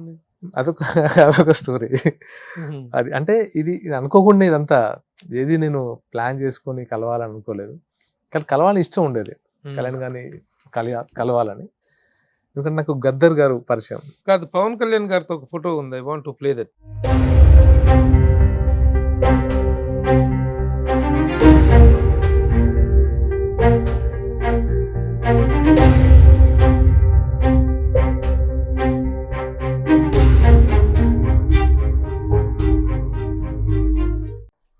ఈ రోజున సాగర్ గారు ఉమ్మడి కరీంనగర్ జిల్లా నుంచి రామగుండం వాస్తవ్యులు. ఆయన ఈ రోజున జనసేన పార్టీలో జాయిన్ అవ్వడం మనస్ఫూర్తిగా వారికి నా ఆహ్వానం పలుకుతూ ఉన్నాను. సాగర్ గారికి, ముళ్ళకుంట్ల సాగర్ గారు అందరికీ తెలుసు, ఆయన ఎంత అభిమానటుడు. ప్రతి తెలుగువారి ఇంట్లో ఆయన ఎంత పాపులర్ అయిపోయారో అందరికీ తెలుసు. ముఖ్యంగా నేను ఆయన గురించి మొట్టమొదటిసారి తెలుసుకుందే నేను మా అమ్మ దగ్గర విన్నాను. ఆయన ఇంతమంది నటులు ఉన్నా కానీ మా ఇంట్లో ఆయన మా అమ్మకి అభిమానటుడు అయిపోయారు. ఆయన పిలిపించుకు ఆయన ఎట్లాగైనా కలవాలని చెప్పి మా అందరినీ మాట్లాడి, మా నాబాబు గారితో మాట్లాడి మరీ ఆయనతోటి ఆయన ఎంత బాగా చేస్తారు, ఆయన మొగల్ రేకులు అనే సీరియల్ దగ్గర నుంచి ఇప్పటిదాకా ప్రతిదీ ఆయన మా మదర్ చూస్తూ ఉంటారు. సో నాకు ఆ విధంగా నాకు ఆయన బాగా పరిచయం. నాకు ఆయనకి పొలిటికల్ ఇంట్రెస్ట్ ఉన్నది నాకు తెలియదు. సో మధ్యన ఒక కామన్ ఫ్రెండ్స్ ద్వారా నన్ను కలిసి ఆయన ఆలోచన విధానం ఇవన్నీ నాకు ఆయన పంచుకున్నప్పుడు నాకు చాలా చాలా ఆశ్చర్యం వేస్తుంది. కేవలం ఆయన నటుడే కాదు, చాలా చాలా వామపక్ష ఉద్యమాల దగ్గర నుంచి చాలా అనుభవం ఉండి వాటిలో చిన్నప్పటి నుంచి చాలా ప్రవేశం ఉన్న వ్యక్తి. అలాంటిది అన్ని వామపక్ష భావాలు ఉండి ఈ రోజున జనసేన పార్టీలోకి ఆయన రావటం నిజంగా చాలా మనస్ఫూర్తిగా నాకు ఆనందం కలిగింది. అందుకే మనస్ఫూర్తిగా వారికి నేను ఆహ్వానం పలుకుతూ ఉన్నాను. అలాగే సాగర్ గారి సేవలు పార్టీకి కానీ, తెలంగాణ రాష్ట్రానికి కానీ, తెలుగు ప్రజలందరికీ కూడా ఆయన సేవలు జనసేన ద్వారా ముందుకు తీసుకెళ్తాం, ఆయన్ని సద్వినియోగం చేసుకుంటాం. అలాగే సాగర్ గారిని కూడా పార్టీ పరంగా ఆయన ఉన్నత బలమైన పదవిలో కూడా ఆయన ముందుకు అలంకరించేలా చూస్తాం దాన్ని ఖచ్చితంగా. అలాగే ఎన్నికలకి ఆయన వంతు సహాయం చేయాలని మనస్ఫూర్తిగా నేను వారిని కోరుకుంటా ఉన్నాను. ఇదేలా ఈయనతో పరిచయం ఎలా? నేను ఎక్కువ గద్దర్ గారి దగ్గర విన్నాను. గద్దర్ అన్న ఏం పేర్లు చెప్తున్నావు? చిరంజీవి గారి దగ్గర నుంచి అది అక్కడ ఫ్యామిలీ పవన్ కళ్యాణ్ గారి దగ్గర నుంచి ఇప్పుడు మళ్ళీ కొత్త బాంబు పేల్చావు గద్దర్ గారు. ఆయనతో ఏంటి రిలేషన్? ఆయనతో అంటే నాన్నగారికి ఫ్రెండ్, నాన్నగారికి వామపక్ష భావాల మావోయిస్టులతో ఫ్రెండ్.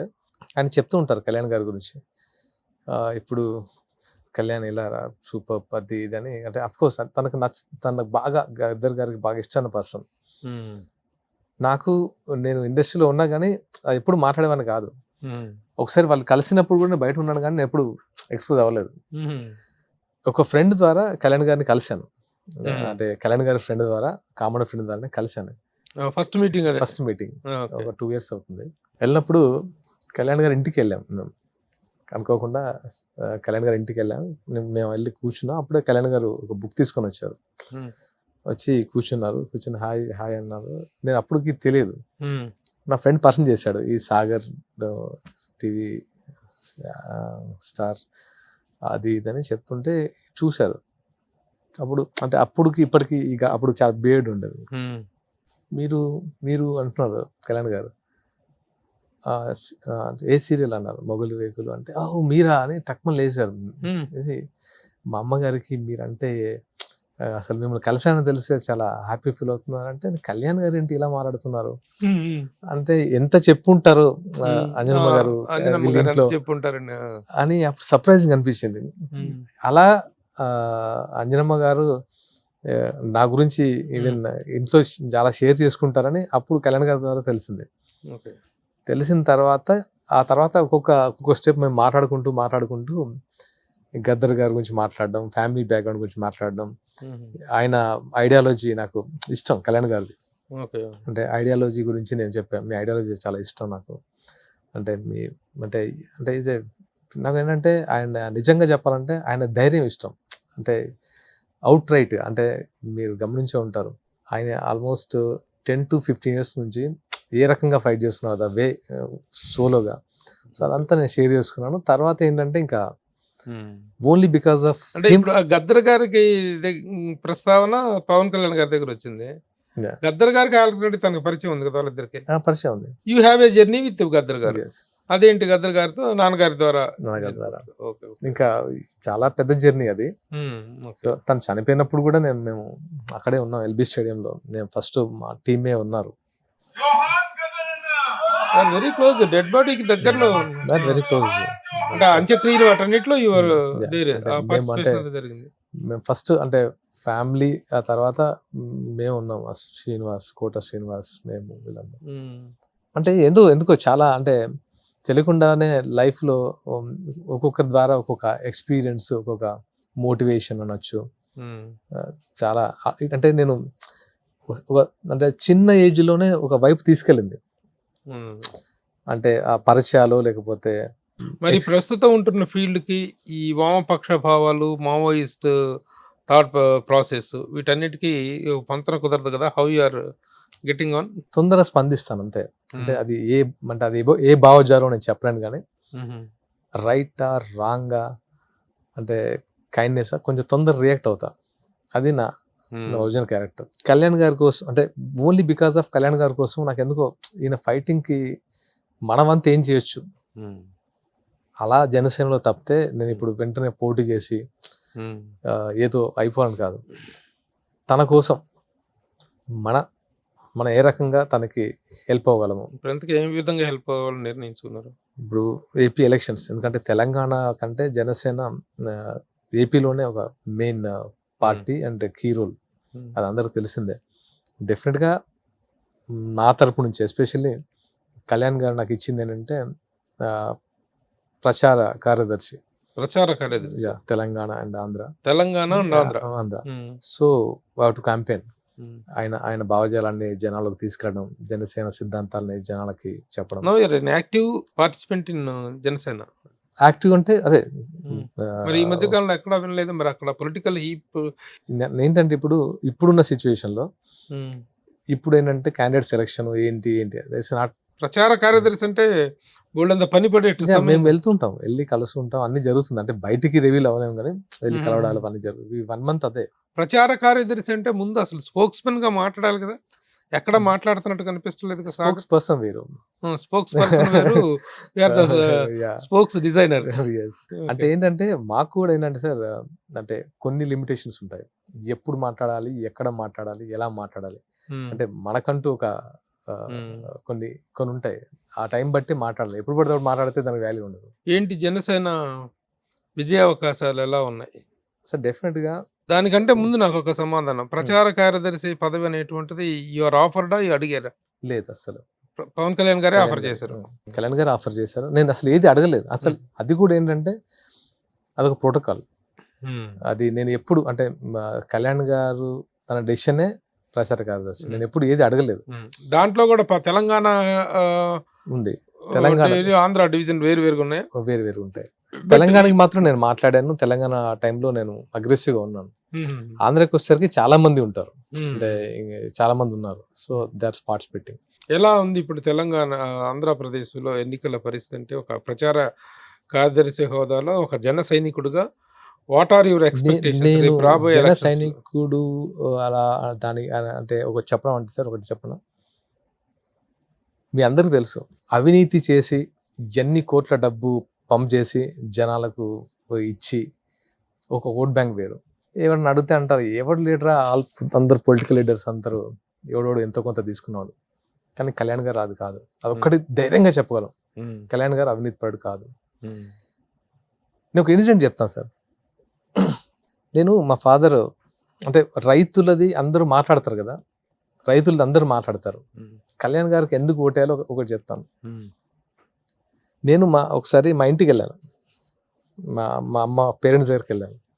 పేరెంట్స్ దగ్గరికి వెళ్ళినప్పుడు మా ఫాదర్ ఫుల్ ఉరుములు గిరుములు పడుతున్నాయి. మా ఫాదర్ ఇలా బయటికి వెళ్ళి ఆలోచిస్తున్నాడు, ఇలా చాలా సైలెంట్గా ఉన్నాడు. నేను వస్తే ఎగ్జైట్ అవుతాడు, కూర్చుంటాం, చాలా సెలబ్రేట్ చేసుకుంటాం.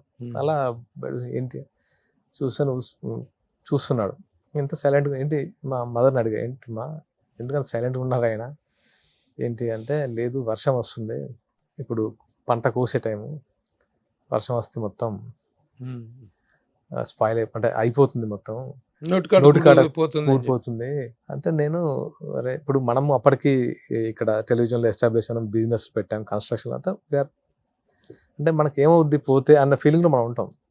నేను అడిగాను, ఏనన్నా ఇది దీని గురించి అంత టెన్షన్ తీసుకుంటావు, అయితే అయిపోయింది, మనం ఏం చేస్తాం, మన చేతుల్లో లేదు కదా అంటే ఆయన ఆలోచించి, మనకంటే పర్లేదు మరి హాఫ్ ఎకరము ఉన్న పరిస్థితి కౌలు రైతులు లైఫ్ అర్థం కాదురా, ఇన్ని చేసేస్తారు, లాస్ట్కి వచ్చేసరికి ఇది ఎవరు వల్ల కాదు, వర్షం వల్ల ఇదంతా స్పాయిల్ అవుతుంది అంటే కాసేపు నేను కొంచెం కరెక్టే కదా అనిపించింది. నెక్స్ట్ అక్కడ నుంచి బయలుదేరాను. ఇది నెక్స్ట్ డే వర్షం పడింది, నైట్ కొంచెం ఇబ్బంది పడ్డాం, అంతా అయిపోయింది. నెక్స్ట్ అక్కడ నుంచి బయలుదేరి కరీంనగర్ నుంచి గోదావరిఖన్ నుంచి హైదరాబాద్ బయలుదేరా సార్. అది ఆ ఇన్సిడెంట్ నాకు అనిపించింది, రైతులు ఎలాంటి సిచ్యువేషన్ ఉంటారు దాన్ని. నా బండి వెళ్తుంది తార్ రోడ్డు మీద, హైవే మీద, అందరు రైతులు గుండెలు బాదుకుంటూ తడిచిన ధాన్యాన్ని రోడ్డు మీద వేసేస్తున్నారు పరిగెత్తుకుంటూ వచ్చి. అంటే వాళ్ళకి అదే తడిచిన ధాన్యాన్ని రోడ్ల మీద వేసేసి ఆరబెట్టడానికి అలా ఒక 3-4 కిలోమీటర్లు జరుగుతుంది. అందరిలో ఏడుపులు, అంటే ఎలాంటి ఏడుపులు అంటే ఇక ఒక 3-4 కిలోమీటర్స్ గుండెలు బాదుకుని, అబ్బా అసలు వీళ్ళ లైఫ్ నిజంగా, అంటే మనం ఉన్న పొజిషన్ వేరు, వీళ్ళ లైఫ్ వేరు అసలు. ఆ తర్వాత అనిపించింది ఏంటంటే, ఒకసారి కౌలు రైతులకి స్వంతం అని పవన్ కళ్యాణ్ గారు ఇచ్చారు. నాకు ఆ ఇన్సిడెంట్ గుర్తొచ్చింది, అరే ఈయన మామూలు కాదు అసలు. ఇలా రైతుల పరిస్థితిని అర్థం చేసుకుని గవర్నమెంట్ అనేది ఏ రేంజ్లో స్పందిస్తుందో ఏదో పక్కన పెడితే ఓన్గా, సో అలా తన మీద తెలియకుండానే నాకు ఒక అభిమానము. దాంతో పాటు అంటే నేను సినిమాలు చూసి కళ్యాణ్ గారికి అభిమానం కాదండి, తన ఆశయాల వల్ల తన మీద అభిమానం వచ్చింది. అలా ఒక్క ఇన్సిడెంట్ ఏంటి సార్, నువ్వు ఎక్కడ ప్రాబ్లం వచ్చిన ప్రతి ప్లేస్లో ఆయన ఉంటారు, గవర్నమెంట్ కంటే ముందు ఆయన ఉంటాడు. ఆయనే గవర్నమెంట్ అయితే. కానీ ప్రస్తుతం చూస్తే కూటమి అభ్యర్థుల మధ్య ఇది లేని కారణంగా కూటమిలో వచ్చిన సీట్ల సంఖ్య తక్కువ, 24 తీసుకుని మళ్ళీ దాంట్లోంచి 3 రిటర్న్ ఇచ్చేసి 21 సీట్లతో ఆయన ఉన్నాడు. అలాగే 2 అసెంబ్లీ సీట్లు, పార్లమెంట్ సీట్లు, ఈ మాత్రానికే పరిమితం అయ్యాడు. ఆ విషయంలో జన సైనికులు చాలా అసంతృప్తితో ఉన్నారు. ఒకటే అడుగుతాను సార్, ఆయన ఎవరి కోసం చేస్తున్నారు సార్? ఆయన చేసే సాక్రిఫైస్ అంతా రాష్ట్రం బాగుండాలని, రాష్ట్ర ప్రయోజనాల కోసం చేస్తున్నాడు. కానీ నేను సీట్లు గీట్లు ఇవన్నీ కాదు సార్. అరే ఇదంతా ఆయన ఎందుకోసం చేస్తున్నాడు, దేనికోసం చేస్తున్నాడు? ఆయనకు పొత్తు పెట్టుకోవాల్సిన అవసరం ఏంటి? బీజేపీని పొత్తులోకి లాగాల్సిన అవసరం ఏంటి? అంత తీసుకోవాల్సిన అవసరం దేని గురించి? ఆయన సీఎం కావడానికి కాదు కదా సార్. బీజేపీని పొత్తులోకి లాగటం వల్ల దీనికి ఆయన సీట్లో కూర్చోడానికి కాదు కదా. గవర్నమెంట్ ఫామ్ అవుతే జనాలకు సంథింగ్ చేయాలనే ఉద్దేశం తప్పితే ఆయన కోసం అయితే కాదు. నేను దాన్ని అయితే కన్సిడర్ చేస్తాను. అదే జగన్ లేని ప్రభుత్వం కావాలనేటువంటి దాని ఆశయం, దానికోసం వర్క్ చేస్తున్నాను చాలా సందర్భంలో ఓపెన్గా చెప్పారు. అది ఓకే. ఇప్పుడు ఆ జగన్ లేకుండా చేసే అవకాశాలు ఏమాత్రం ఉన్నాయి అనేటువంటిది అడుగుతున్నాను. ఇంకొంచెం టైం అవుతే గానీ ప్రాపర్ గా ఎలక్షన్ ఎలా జరుగుతుందో చెప్పగలం. ఈ కూటమిలో సీట్ల సర్దుబాటు తర్వాత, సీట్ల అలాట్మెంట్ తర్వాత ఏర్పడినటువంటి అసంతృప్తి అనేటువంటిది ఇప్పుడు కూటమికి విజయ అవకాశాలను చాలా దెబ్బతీస్తుంది. 1-2 జరుగుతుంటాయి, దాన్ని అన్ని ప్లేసుల్లో కన్సిడర్ చేయడం కరెక్ట్ కాదు. 1-2 చోట్ల అన్ని ప్లేస్లో జరుగుతుంది. ఎప్పుడైనా జరిగింది. ప్రచారంలో సిద్ధం సభలతోటి ప్రచారంలో జగన్ దూసుకుపోతున్నాడు, దడ పుట్టిస్తున్నాడు కూటమికి అనేటువంటిది ఒక ఇది ఏర్పడింది. ఎంతవరకు నిజం? దీన్ని ఏకీభవిస్తారు. ఎవరి స్ట్రాటజీ వాళ్ళ సార్. అంటే వాళ్ళకి ఎప్పుడు ప్రత్యర్థి అయినా సరే వాళ్ళు ఎలా ఫైట్ చేయాలో వాళ్ళకి తెలుసు. బట్ ఫైనల్ గా జనాలు ఎవరికి ఓటేయాలనుకుంటున్నారో వాళ్ళ మనసులో ఉంటుంది. మనం ఎంతైనా చేస్తాం సార్, ఎంతైనా ఇప్పుడు అంతేందుకు సార్, ఇక్కడ టీఆర్ఎస్ గవర్నమెంట్ ఉంది, ఇది మాట్లాడకూడదేమో కదా సార్. అంటే నాకు అనిపించింది, నేను కాంగ్రెస్ పక్షాన కానీ టీఆర్ఎస్ పక్షాన కానీ బీజేపీ పక్షాన చెప్పట్లేదు, ఈ రేంజ్ లో ఎక్స్పెక్ట్ అయితే చేయలేదు టీఆర్ఎస్ ప్రభుత్వాన్ని ఇప్పుడున్న సిచ్యువేషన్ అయితే ఎక్స్పెక్ట్ చేయలేదు. మీరు ఎక్స్పెక్ట్ చేశారు సార్ అంత? So anything can happen. జనాల్లో జడ్జిమెంట్ ఎలా ఉంటుందో ఎప్పుడు గెస్ కూడా చేయలేదు సార్. అందరూ ఏదో చెప్తుంటారు, అది వాళ్ళ మనసులో ఉంటుంది. ఓటు వేసిన తర్వాత వాళ్ళకు వెపన్, వాళ్ళకు ఆయుధం ఉంది, ఆ ఓటు అనేది. సార్ అయ్యో మీకేస్తారు అంటారు, ఆయన కాదంటారు, రేపు పొద్దున ఆయనకేస్తారేమో. ఎందుకంటే వాళ్ళకు ఉంటాయి, వాళ్ళకి పథకాలు పోతేనో భయమో, లేకపోతే ఇప్పుడే మాట్లాడితే నా మీద కక్ష కడతాడో. ఇప్పుడు కాపు సామాజిక వర్గం మొత్తం కూడాను పవన్ కళ్యాణ్ గారు వెంట నడుస్తుంది ఉంది అనేటువంటి కాన్ఫిడెన్స్ ఉందా? నేను అంటే కళ్యాణ్ గారు ఒక కాపు సామాజిక వర్గానికి చెందిన వ్యక్తి మాత్రం కాదు సార్. ఆయన ఎప్పుడు ఒక కులానికి సంబంధించిన వ్యక్తి అయితే కాదు. ఉన్నా ఉండపోయినా ఆయన అందరి మనిషి. ఆయన అందరి కోసం చేశాడు, ఒక కులం కోసం కాదు, అన్ని కులాల కోసం ఆయన ప్రయత్నం చేశాడు. అన్ని కులాలని ఒకే రకంగా చూస్తాడు. ఆయన కులానికి మాత్రం లాగదు. కాపులను తీసుకెళ్లి కమ్మ వాళ్ళ కాళ్ళ దగ్గర పడేస్తున్నాడు పవన్ కళ్యాణ్ అని ముద్రగడ లాంటి వ్యక్తి చేస్తున్నటువంటి ప్రచారం. ముద్రగడ గానీ కొంతమంది కాపులకి ఇచ్చారు అనుకోండి సార్, కాపుల మీదే ఇట్లా దృష్టి పెట్టారు అనుకోండి, ఈయన కులానికి సంబంధించిన వ్యక్తి అంటారు, వీళ్ళే అంటారుగా. ఇప్పుడు ఓన్లీ కాపులు గంట కడతారు. లేదు అన్ని కులాలు మావే అంటే కాపులను తీసుకెళ్లి అక్కడ పడేస్తారు, ఇక్కడ పడేస్తారు అంటారు. ఇది మాట్లాడడానికి నాలుగు ఎటంటే మాట్లాడుతుంది. దానికి ఆ మనిషి ఏంటి కావాలి మనకు, ఆ మనిషి ఏంటి. ఫస్ట్ కళ్యాణ్ గారు, పవన్ కళ్యాణ్ అనే వ్యక్తి ఏంటి అది తెలుసుకుంటే ఆటోమేటిక్గా వీటన్నిటికి ఆన్సర్ దొరుకుతాయని నా అభిప్రాయం. ముద్రగడ పద్మనాభం లాంటి వ్యక్తి పవన్ కళ్యాణ్ మీద చేస్తుంటుంటే, ఒక ముద్రగడ పద్మనాభం కాదు, ఇటు హరిరామజోగి గారు ఒక కాపు సామాజిక వర్గానికి ఈ సమయంలో అండగా నిలవాల్సినటువంటి ఇద్దరు కాపు సామాజిక వర్గ పెద్దలు పవన్ కళ్యాణ్ దూరం పెట్టడం వెనుక, పవన్ కళ్యాణ్ మీద రివర్స్ అవ్వటం వెనుక కారణం ఏంటనుకుంటున్నారు? వాళ్ళ స్ట్రాటజీ ఏంటి? వాళ్ళ దాడి వెనుక ఉన్నటువంటి ఆంతర్యం ఏంటని? వీళ్ళ గురించి నేను నెగిటివ్ కామెంట్ చేయట్లేదు. అంటే ఇప్పుడు నేనేం మాట్లాడినా నెగిటివ్ అనిపిస్తుంది, కానీ నేను ఒకటే అంటే కళ్యాణ్ గారిని అర్థం చేసుకొని ఉంటే బాగుండేది అనిపించింది అంతే. ఆయన దేనికోసం చేస్తున్నాడు, మనం ఏం సాక్రిఫైస్ చేయాలి, అందరికి అన్ని కావాలంటే కుదరదు సార్. కొన్ని సాక్రిఫైస్ చేస్తేనే కొందరు ముందుకెళ్తారు. ఇప్పుడు కూటమికి మద్దతు పలకటం, ఇప్పుడు రాజమండ్రిలో జైల్లో పరామర్శించడానికి వెళ్ళినటువంటి వ్యక్తి బయటికి వచ్చి రాగానే కూటమిని ప్రకటించడం అనేటువంటి దాని మీద బాగా విమర్శ. అంటే చంద్రబాబు గారి అరెస్ట్ ని ఆయన తీసుకున్న విధానము, అంటే ఈ రాష్ట్రంలో పరిపాలన ఎలాగుంది, ఎలాంటి అంటే మాట్లాడితే నోరు నొక్కేయడము, అవన్నీ ఆయన చూశారు సార్.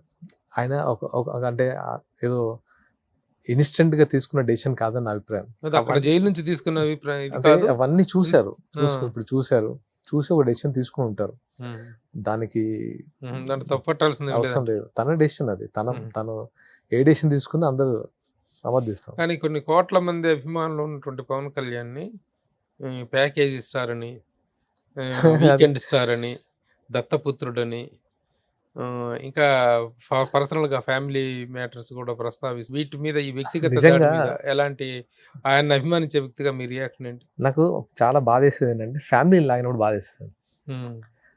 అంటే నీకు పాలసీల గురించి మాట్లాడరా బాబు అంటే ఫ్యామిలీలు అవుతారు. ఎందుకంటే పాలసీలు మాట్లాడే దాని దగ్గర ఆన్సర్ లేదు కాబట్టి ఏదో ఒకటి మాట్లాడాలి కాబట్టి ఫ్యామిలీ వరకు వస్తారు. అసలు పాలిటిక్స్ వేరు, ఫ్యామిలీ వేరు కదా sir. Politics are different, family is different. Sir నేను చెప్తాను, ఒక ఇన్సిడెంట్ చెప్తాను సార్. చిన్నప్పటి నుంచి చూశాను సార్, నక్సలైట్ల మధ్య పోలీసుల మధ్య, పోలీసులు కోసం నక్సలైట్లు మందుపాతలు పెట్టి చాలా చేశారు. అప్పుడు బాధపడ్డాం. నక్సలైట్లను రోడ్ల మీద చంపినప్పుడు బాధపడ్డాం. కానీ ఏ రోజు వాళ్ళు ధర్మం తప్పలేదు సార్, ఫ్యామిలీ జోలికి రాలేదు. అంటే అక్కడ జరిగింది ఏంటి సార్, ధర్మ యుద్ధం. ఏ రోజు పోలీస్ ఫ్యామిలీల వైఫ్స్ వాళ్ళకి వెళ్ళి మదర్ మీదకి వెళ్ళి అటాక్ చేయలేదు ఎప్పుడు ఏ కమ్యూనిజం. పోలీస్ వాళ్ళు కూడా సేమ్ టైం వెళ్ళి హస్బెండ్ దొరకపోతే వైఫ్ని తీసుకెళ్ళి అరెస్ట్ చేసిన రోజు లేవు సార్. మాటలు కూడా మాట్లాడలేదు అసలు యాక్చువల్గా. అలాంటిది ఇక్కడ కొంచెం డిఫరెంట్ అంటే డిఫరెంట్ కల్చర్ అనిపించింది నాకు. ఇలా మాట్లాడతారేంటి అసలు ఫ్యామిలీ అసలు కొన్ని వింటే కొంతమంది మాట్లాడేది వింటే చాలా డిస్టర్బ్ అయిపోతాం. ఆయన గురించి మాట్లాడాల్సిన మాటలు కాదు అది. అంటే నేను అంటే కొంచెం ఎక్స్ప్రెస్ చేస్తే నేను మాట తూలుతానేమో అని కంట్రోల్గా మాట్లాడుతున్నాను అంతే. అంటే లేకపోతే చాలా బాధగా ఆవేశం అంటే కొంచెం కంట్రోల్ చేసుకోవాల్సి వస్తుంది. ఎందుకంటే నేను మాట్లాడేది ఇంటర్వ్యూస్ ఇచ్చేసి తక్కువ. ఈ టైంలో నేను మళ్ళీ బర్స్ట్ అయ్యి ఏదో మాట్లాడుతున్నాను అనుకోవడం నాకు ఇష్టం ఉండదు. అంటే ఏం చేస్తారు మీరు? ఎందుకు అది కాదు, చేయలేదు? రేపటి రోజున మళ్ళీ అధికారంలోకి అంటూ వైఎస్ఆర్సీపీ వస్తే ఒక్కొక్కళ్ళని ఆ. వేటాడి కొడతారనేటువంటి ఇదిని క్రియేట్ చేస్తున్నారు అవతల. సార్ ఏం జరగదు సార్ అది. నిజంగా అక్కడ ఉండేది అది కాదు. ఇప్పుడు ఎవరు చేతులు కూర్చుంటారు సార్? తెగించిన వాడికి తెగించిన వాడికి అసలు కళ్యాణ్ గారు అనే అతను తెగించిన అతను. ఆయన చేతులు ముడుచుకొని కూర్చుంటాడని ఎప్పుడు అనుకోను. ఇప్పుడు వీళ్ళకి ఫ్యామిలీ పరంగా వస్తున్న ప్రచారం, మెగా ఫ్యామిలీలో మిగతా మెంబర్స్ కూడా ఉన్నారు కదా. ఇప్పుడు రామ్ చరణ్ గానీ, అల్లు అర్జున్ గానీ, మిగతా యంగ్ హీరోలు ఉన్నారు, సాయిధరం తేజ గానీ, వీళ్ళందరూ ప్రచారానికి వచ్చే అవకాశం ఉందా? అది వాళ్ళ ఇష్టం సార్. అది ఎందుకంటే వాళ్ళకి ఇప్పుడు కొంచెం పొలిటికల్ ఇప్పుడు నేను ప్రచారం ఎందుకు వస్తానంటే నాకున్న అభిమానమో లేదా నేను చూసిన అంటే ఇప్పుడు అరే ఇలాంటిది ఉండకూడదు బాబు, మనం ఏదో చేద్దాం, ఆయనతో పాటు మనం కూడా ఒక అంటే ఏదో ఒక చిన్న ఆయన చేతులు రాయి అవడమో లేకపోతే ఆయన చేతులు గన్ అవడమో లేకపోతే మన వంతు ఏదో చేద్దాం అనుకుంటాం. నీవన్నీ చూశాను కాబట్టి నాకు ఆవేశం ఉండొచ్చు. వాళ్ళు ఉన్న సిచ్యువేషన్ లో వాళ్ళ బాబాయ్ కోసం మామయ్య కోసం వాళ్ళు ఏం చేస్తారు వాళ్ళు చేస్తారు. పవన్ కళ్యాణ్ గారు ఆహ్వానిస్తే మేము పవన్ కళ్యాణ్ చిటికేస్తే చాలు మేము వచ్చేస్తామని చెప్పేసి ఆల్రెడీ రామ్ చరణ్, అల్లు అర్జున్ ఉంటారు సార్. ఎందుకంటే వాళ్ళ ఫ్యామిలీ మెంబర్. ఆయన చిటికేసి వీళ్ళ సపోర్ట్ కూడా తీసుకునే అవకాశం ఉందా? నా దృష్టిలో కళ్యాణ్ గారికి ఎవరు సపోర్ట్ అవసరం లేదు సార్. నేను అదే అనుకుంటాను. ఎందుకో ఆయన ఒక్కడే he can manage. So Sagar ఎప్పుడు విస్తృత స్థాయి ప్రచారానికి? ఎలక్షన్ 13వ తారీఖు నెక్స్ట్ మంత్.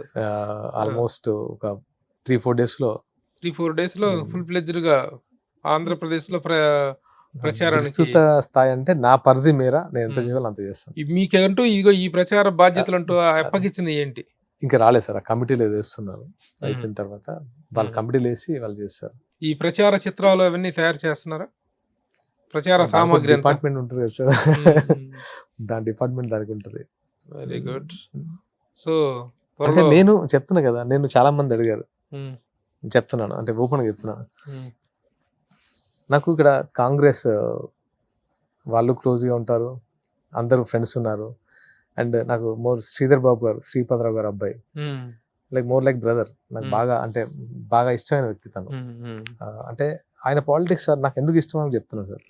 శ్రీధర్ బాబు గారు పాలసీ మీద తప్పితే ఎప్పుడు పర్సనల్ అటాకింగ్ ఉండదు, పర్సనల్ గురించి మాట్లాడరు, చాలా ప్రొఫెషనల్ లీడర్. ఇప్పుడు ఐటీ మినిస్టర్ మీరు గమనిస్తుంటే ఆయన గురించి నెగిటివ్ ట్రోలింగ్ ఒకటి కూడా ఉండదు. మా జర్నీ ఆల్మోస్ట్ 10 to 15 years నుంచి ఉంది సార్.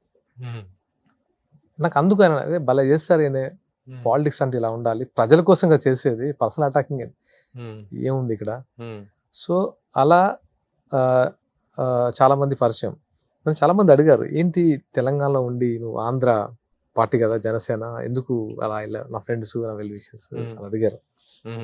నేను ఒకటే అన్నాను, నేను పాలిటిక్స్ లోకి వచ్చినట్టు కాదు, నేను నిజంగా ఇప్పుడు నేను పాలిటిక్స్ లో ఉన్నట్టు కాదు, నేను జెన్యూన్ గా చెప్తున్నాను సార్. కళ్యాణ్ గారి మీద ఇష్టంతో, కళ్యాణ్ గారి మీద అభిమానంతో తనకు ఒక జర్నీ విత్ అంతే. దానికోసం వెళ్ళాలనుకున్నా తప్ప పాలిటిక్స్లో ఎంటర్ అయ్యేది కాదు. పాలిటిక్స్లోకి ఎంటర్ అవ్వాలంటే ఫస్ట్ చాలా తెలుసుకునే ప్రయత్నంలో ఉన్నాం. పవన్ కళ్యాణ్ కూడా వీళ్ళతో అదే అంటారంట, రామ్ చరణ్తో కానీ అల్లు అర్జున్ వీళ్ళందరితో కూడాను ముందు తెలుసుకొని దిగండి, తెలుసుకోవాలి. వితౌట్ నోయింగ్ ద డెప్త్స్ ఒక సపోర్ట్ కోసం అని చెప్పేసి కాదు. ఎగ్జాక్ట్లీ చెప్తారంట. ఇది తెలుసుకోకుండా ఏది పడితే అది మాట్లాడేసి మనకు అన్ని తెలుసు అనుకోవడము, అన్ని రకాల అన్ని అంటే దీన్ని అనుభవిస్తేనే తెలుస్తుంది సార్ దీంట్లో ఉన్న ప్రాబ్లమ్స్. అక్కడ కూటమి అధికారంలోకి వస్తే సాగర్ ఏదైనా మంచి ఆఫర్, ఆ ఎక్స్పెక్టేషన్స్ ఏమీ లేవు సార్ నాకు. అసలు ఎక్స్పెక్టేషన్స్ లేవు. చెప్తున్నా కదా సార్, నేను జస్ట్ ఆయన ముందు అభిమానంతోనే ముందుకెళ్తాను. నీకేమైనా బెదిరింపు కాల్స్ కానీ వస్తున్నాయి పవన్ కళ్యాణ్ దాంట్లో పార్టీలో చేరటం వల్ల ఒక యాక్టర్ అయిన తర్వాత అలాంటి అటువైపు బెదిరింపు నుంచి కాల్స్ రాలేదు, బెదిరిస్తే భయపడేది లేదు. నేను చూసిన దాంట్లో అసలు నాకు బెదిరించేవాడే లేడు. మాట్లాడటం చాలా స్లోగా మాట్లాడుతున్నా కానీ థాట్స్ మాత్రం చాలా షార్ప్ గా ఉన్నాయి. అంటే very good, feeling very happy, sparing lot of time. Thank you sir, thank you so much. TV serials గురించి, సినిమాల గురించి, ఎంట్రీ గురించి, నేను- మెగాస్టార్ గురించి, అంజనమ్మ గారి గురించి, పవన్ లాస్ట్ కళ్యాణ్- కూడా చెప్పారు సార్. అంటే నేను క్యారెక్టర్ చెప్తున్నాను, అంటే ఇప్పుడు ఇది ఎండ్ చేయాలనుకున్నాను. నా స్కూలింగ్ ఎలా ఉండదంటే సార్, ఉమ్. అంటే ఇది చాలా అంటే ఆ స్కూలింగ్ నుంచి వచ్చినటువంటి ఇది కనిపిస్తుంది. అదేంటి ఇది? చిన్మయ విద్యాలయం. చిన్మయ విద్యాలయం. మాకు ఎలా ఉండదంటే సార్, ఉమ్. స్టడీస్ కంటే ఎక్కువ క్యారెక్టర్ మీద ఫోకస్ చేసేవాళ్ళు. ఉమ్. పొద్దున్నే మాకు ఆ పేట్రైటిక్ సాంగ్స్ ఉమ్. జనగణమన నుంచి స్టార్ట్ చేసి ఉమ్. మధ్యాహ్నం గురు బ్రహ్మ గురు విష్ణు బ్రహ్మ ఇవన్నీ శ్లోకాలు. అండ్ మాకు ఎగ్జామ్ ఎలా ఉంటుంది తెలుసు సార్, ఒక పెద్ద హాల్లో ఉమ్. ఒక 500 మెంబర్స్కి ఒకేసారి ఎగ్జామ్ కండక్ట్ చేస్తారు. ఉమ్. అందరికి క్వశ్చన్ పేపర్స్ ఇస్తారు, ఆన్సర్ షీట్ 2 hours తర్వాత తీసుకొని అక్కడ పెడతారు. ఉమ్. అందరూ 200 to 500 ఆన్సర్ అక్కడ పెట్టేసి ఒకే లెక్చరర్, ఒకే సార్, రవీంద్రాచారి ఆయన పేరు, రవీంద్రాచారి సార్, ఉమ్. అందరినీ చూస్తూ ఒక చిన్న హానెస్ట్కి సంబంధించిన ఒక కథ చెప్తారు. ఉమ్. అది ఎలా ఉంటుంది, ఎలా ఇంజెక్ట్ చేస్తారంటే అది ఆయన చూస్తూ మాట్లాడేది ఎలా ఇంజెక్ట్ అవుతుందంటే తెలియకుండానే మనం ఆటోమేటిక్గా మోటివేట్ అవుతాం. ఉమ్. సంథింగ్ ఏదో చేసి ఇప్పుడు ఎవరు ఆన్సర్ షీట్ వాళ్ళు తీసుకొని కరెక్ట్ చేసుకోవాలి. నిన్ను ఎవడు కరెక్ట్ చేయడు, ఉమ్. నీ ఆన్సర్ షీట్ నువ్వే కరెక్ట్ చేసుకోవాలి, నువ్వు హానెస్ట్గా నీ మార్క్స్ నువ్వు వేసుకోవాలి. ఆ. ఈ ఫ్యూచర్లో కూడా ఇది నీకు హెల్ప్ అవుతుంది. ఎవరు నేను కరెక్ట్ చేయొద్దు, నీ తప్పు చేస్తావు ఉమ్. మళ్ళీ సర్దిద్దుకో, ఓకే. వేరే వాడికి ఆ ఛాన్స్ ఇవ్వద్దు అనేది మా method of method of history, Hinduism ఇది ఎక్కువ చెప్పేవాళ్ళు మాకు. ఓకే. ఇది స్కూల్. అటువైపు ఇంటికి వెళ్తే కమ్యూనిజం, అది ఒక స్కూల్. ఉమ్. అంటే టోటల్ గా different Different atmospheres, atmospheres different genres అలా లో అలా పెరిగాయి. ఉండేది. ఓకే. అందుకే క్యారెక్టర్ ని కొంచెం స్ట్రెంత్ అనే ఉందనిపించింది. కరెక్ట్ రీజన్ ఇది చాలా. ఎందుకంటే ఒక వ్యక్తి క్యారెక్టర్ బిల్డప్ అవటం అనేటువంటిది Yeah. ఆ హానెస్టీ గానీ, హిస్టరీ పట్ల గానీ, చరిత్ర పట్ల గానీ ఒక కన్సర్న్ ఫీల్ అవటం, ఆ ఏజ్ లో పట్ల ఒక ఇది అవటం. ఆ చిన్న ఏజ్ లో మోటివేషన్ ఎలా ఉండేదంటే చాలా స్ట్రాంగ్ గా ఉండేది. ఉమ్. అంటే భయము ఇవన్నీ అట్లా కాకుండా హానెస్టీ, నువ్వు వేరే ఫేసింగ్ ఫేసింగ్ అంటే నువ్వు ఏదైనా ఫేస్ చేయాలి ఫేస్ చేయాలి. Your life. Very good. అలా మాకు బాగా అంటే అందరు నాతో నేనే కాదు, నా ఫ్రెండ్స్ కూడా ఉన్నారు. మేము మాట్లాడుకుంటాం, మన స్కూల్ మనకు బాగా నేర్పిందిరా, మన స్కూల్ మనకి చాలా మంచి అంటే చాలా బాగా ఇచ్చింది, చాలా మంచి. యాక్చువల్ గా మనం పరీక్షలు రాస్తే ఎవరో స్పాట్ వాల్యుయేషన్ చేస్తారు. Your spot valuation for your Yeah. Subject, for your So- papers, for your writings, for your works Exactly. అనేది ఇట్స్ గొప్ప self checking. Self checking. So అలాంటి వాతావరణంలో చదువుకొని వచ్చావు కాబట్టి చిన్నప్పుడు చిరంజీవి గారి అభిమానిగా అల్లర్లు చేసి టీవీలు పగలగొట్టి కేసులు నమోదైనా సరే మళ్ళీ సినిమానందలోకి వచ్చి ఒక క్యారెక్టర్ బిల్డప్. మనం నమ్మేది ధర్మ ప్రకారం వెళ్తే అన్ని సెట్ అవుతాయని ఒక నమ్మకం, అంతే. అది బాగా నేర్పిన. ఏదో ఫోటో వేసి సెలవు అయితే చెప్పగానే మాట్లాడావు చిరంజీవి గారు. నేను ఫస్ట్ మాటలు రాలేదు. నేను కళ్యాణ్ గారి దగ్గర హ్యాపీగా మాట్లాడేసాను, లైక్ ఆయన ఒక అన్నలాగా అన్న మాట్లాడతాం. కానీ చిరంజీవి గారిని ఫస్ట్ టైం చూసిన తర్వాత నాకు మాటలు లేవు. అంటే ఎందుకు గుర్తొచ్చంటే నేను ఆ రోజు పద్మవిభూషణ్ వచ్చిన రోజు చిరంజీవి గారి ఇంట్లో చూశాను కదా నేను. అవును అవును నువ్వు చిరంజీవి గారితో మాట్లాడేమో, ఆయనతోటి నేను వచ్చాను సార్. అయ్యావే అనుకున్నాను. నేను వచ్చిన తర్వాత ఓన్లీ దండేసి దండం పెట్టేసి వచ్చేసావు. నేను ఒక 2 times అటు ఇటు తిరుగుతున్నాను ఎలా ఫేస్ చేయాలని. అంటే ఆయన అక్కడ కూర్చోన్నారు, నేను వెళ్తూ ఉన్నప్పుడు అన్ని రికలెక్షన్స్. ఈయన కోసం ఎంత కొట్టుకున్నాం, అసలు ఒక స్టాప్ కూడా పడింది, అసలు మెస్ అంతా ధ్వంసమైంది, సస్పెండ్ అయ్యాము, చెల్లా చెదర అయిపోయాము, ఆ 1 year అసలు ఎట్లా గొడవలు పడ్డాము అని. అక్కడ నుంచి ఎలా డెస్టినీ మళ్ళీ అంజనమ్మ గారు, తర్వాత కళ్యాణ్ గారు వెళ్ళిన తర్వాత అలా ఉన్నారు. తర్వాత నాకు ఎక్కువ ఇలా సాగర్ నువ్వని తెలుసా చెప్తున్నారు వాళ్ళు. అంతేగాని అంజనమ్మ గారికి చాలా పెట్టని గాని, పవన్ కళ్యాణ్ గారితో ఒక జర్నీ ఉందని కానీ చిరంజీవి గారికి తెలుసో తెలియదు కూడా తెలియదు. వేరే వాళ్ళు చెప్తున్నారు సార్ అంటే చిరంజీవి గారి దగ్గర చాలా మంది ఉన్నారు అప్పుడు ఆ రోజు. ఎక్కువ టైం స్పెండ్ చేసే సిచ్యువేషన్ లో లేరు. వచ్చాం కదా. నేను అలా వెళ్ళేసి షాలో కప్పేసి ఇచ్చేసాను, ఇలా చూస్తున్నారు. నేను అనుకుంటాను, అప్పుడు దగ్గర తీసుకున్నారు, ఇంకేం చెప్పలేదు, ఓన్లీ మౌనం. అంటే అంటారు కదా, మౌనంగా ఉండిపోయాం. కలిసాను సార్ అంటే ఓకే, వెరీ గుడ్. సురేఖమ్మ గారితో ఉంది. సురేఖమ్మ గారు నాకు ఆల్రెడీ నాకు అవార్డ్స్ కూడా ఇచ్చారు. సురేఖమ్మ గారు అండ్ అనిల్మ గారు ఇది మొగల్ రేకుల్లో వచ్చి ఓకే, అప్పుడు పరిచయం.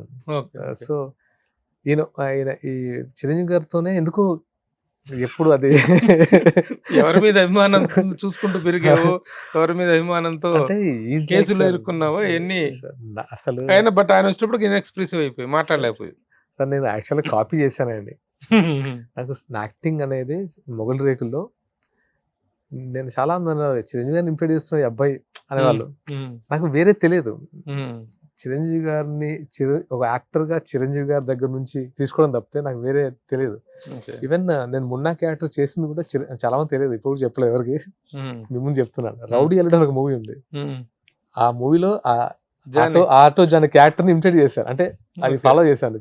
అది వర్కౌట్ అయింది, చాలా పెద్ద హిట్ మున్నా క్యారెక్టర్. అంటే ఇది అంతా ఒక డాట్ కలిసేనంటే ఎక్కడో ఆయన కోసం ఫైట్ చేసుకొని తిప్పలు పడి అదంతా తర్వాత ఇండస్ట్రీకి వచ్చి తర్వాత వాళ్ళ ఇంట్లో ఒక ఇంట్లో ఒక ఇంపార్టెంట్ పర్సన్ అంజనమ్మ గారికి మోస్ట్ వాంటెడ్ బెస్టెడ్ అయిన వాడిగా ఉన్నావు. Very good, congratulations. At the same time రేపు 100 రిలీజ్ కి త్వరలో దగ్గరకు వస్తుంది కదా. All the best. Thank you. ముందు ముందు ఫిలిమిన్స్ లో కూడా అంత స్ట్రాంగెస్ట్ క్యారెక్టర్స్ తో ఎస్టాబ్లిష్ అవ్వాలని ఆశిస్తూ 100 ఎత్తుకి 100 days ఆడాలని కోరుకుంటూ all the best. Me support నిజంగా మర్చిపోలేదండి. నాకు సినిమా చూసిన తర్వాత మీరు ఇచ్చిన ఎంకరేజ్మెంట్ కానీ అండ్ ద వే మీరు అంటే తెలియకుండానే మీతో ఉండే చాలా తక్కువ కలిసాము, బట్ మీతో ఆ జర్నీ మాత్రం ఒక అంటే మీన్స్ కార్డియల్ రిలేషన్షిప్ లా ఉంది. Thank you so much sir. Okay, all the best. Thank you sir. Suman టీవీలో మీ పర్సనల్ అండ్ బిజినెస్ ప్రమోషన్స్ కోసం కింది నెంబర్కి కాంటాక్ట్ చేయండి.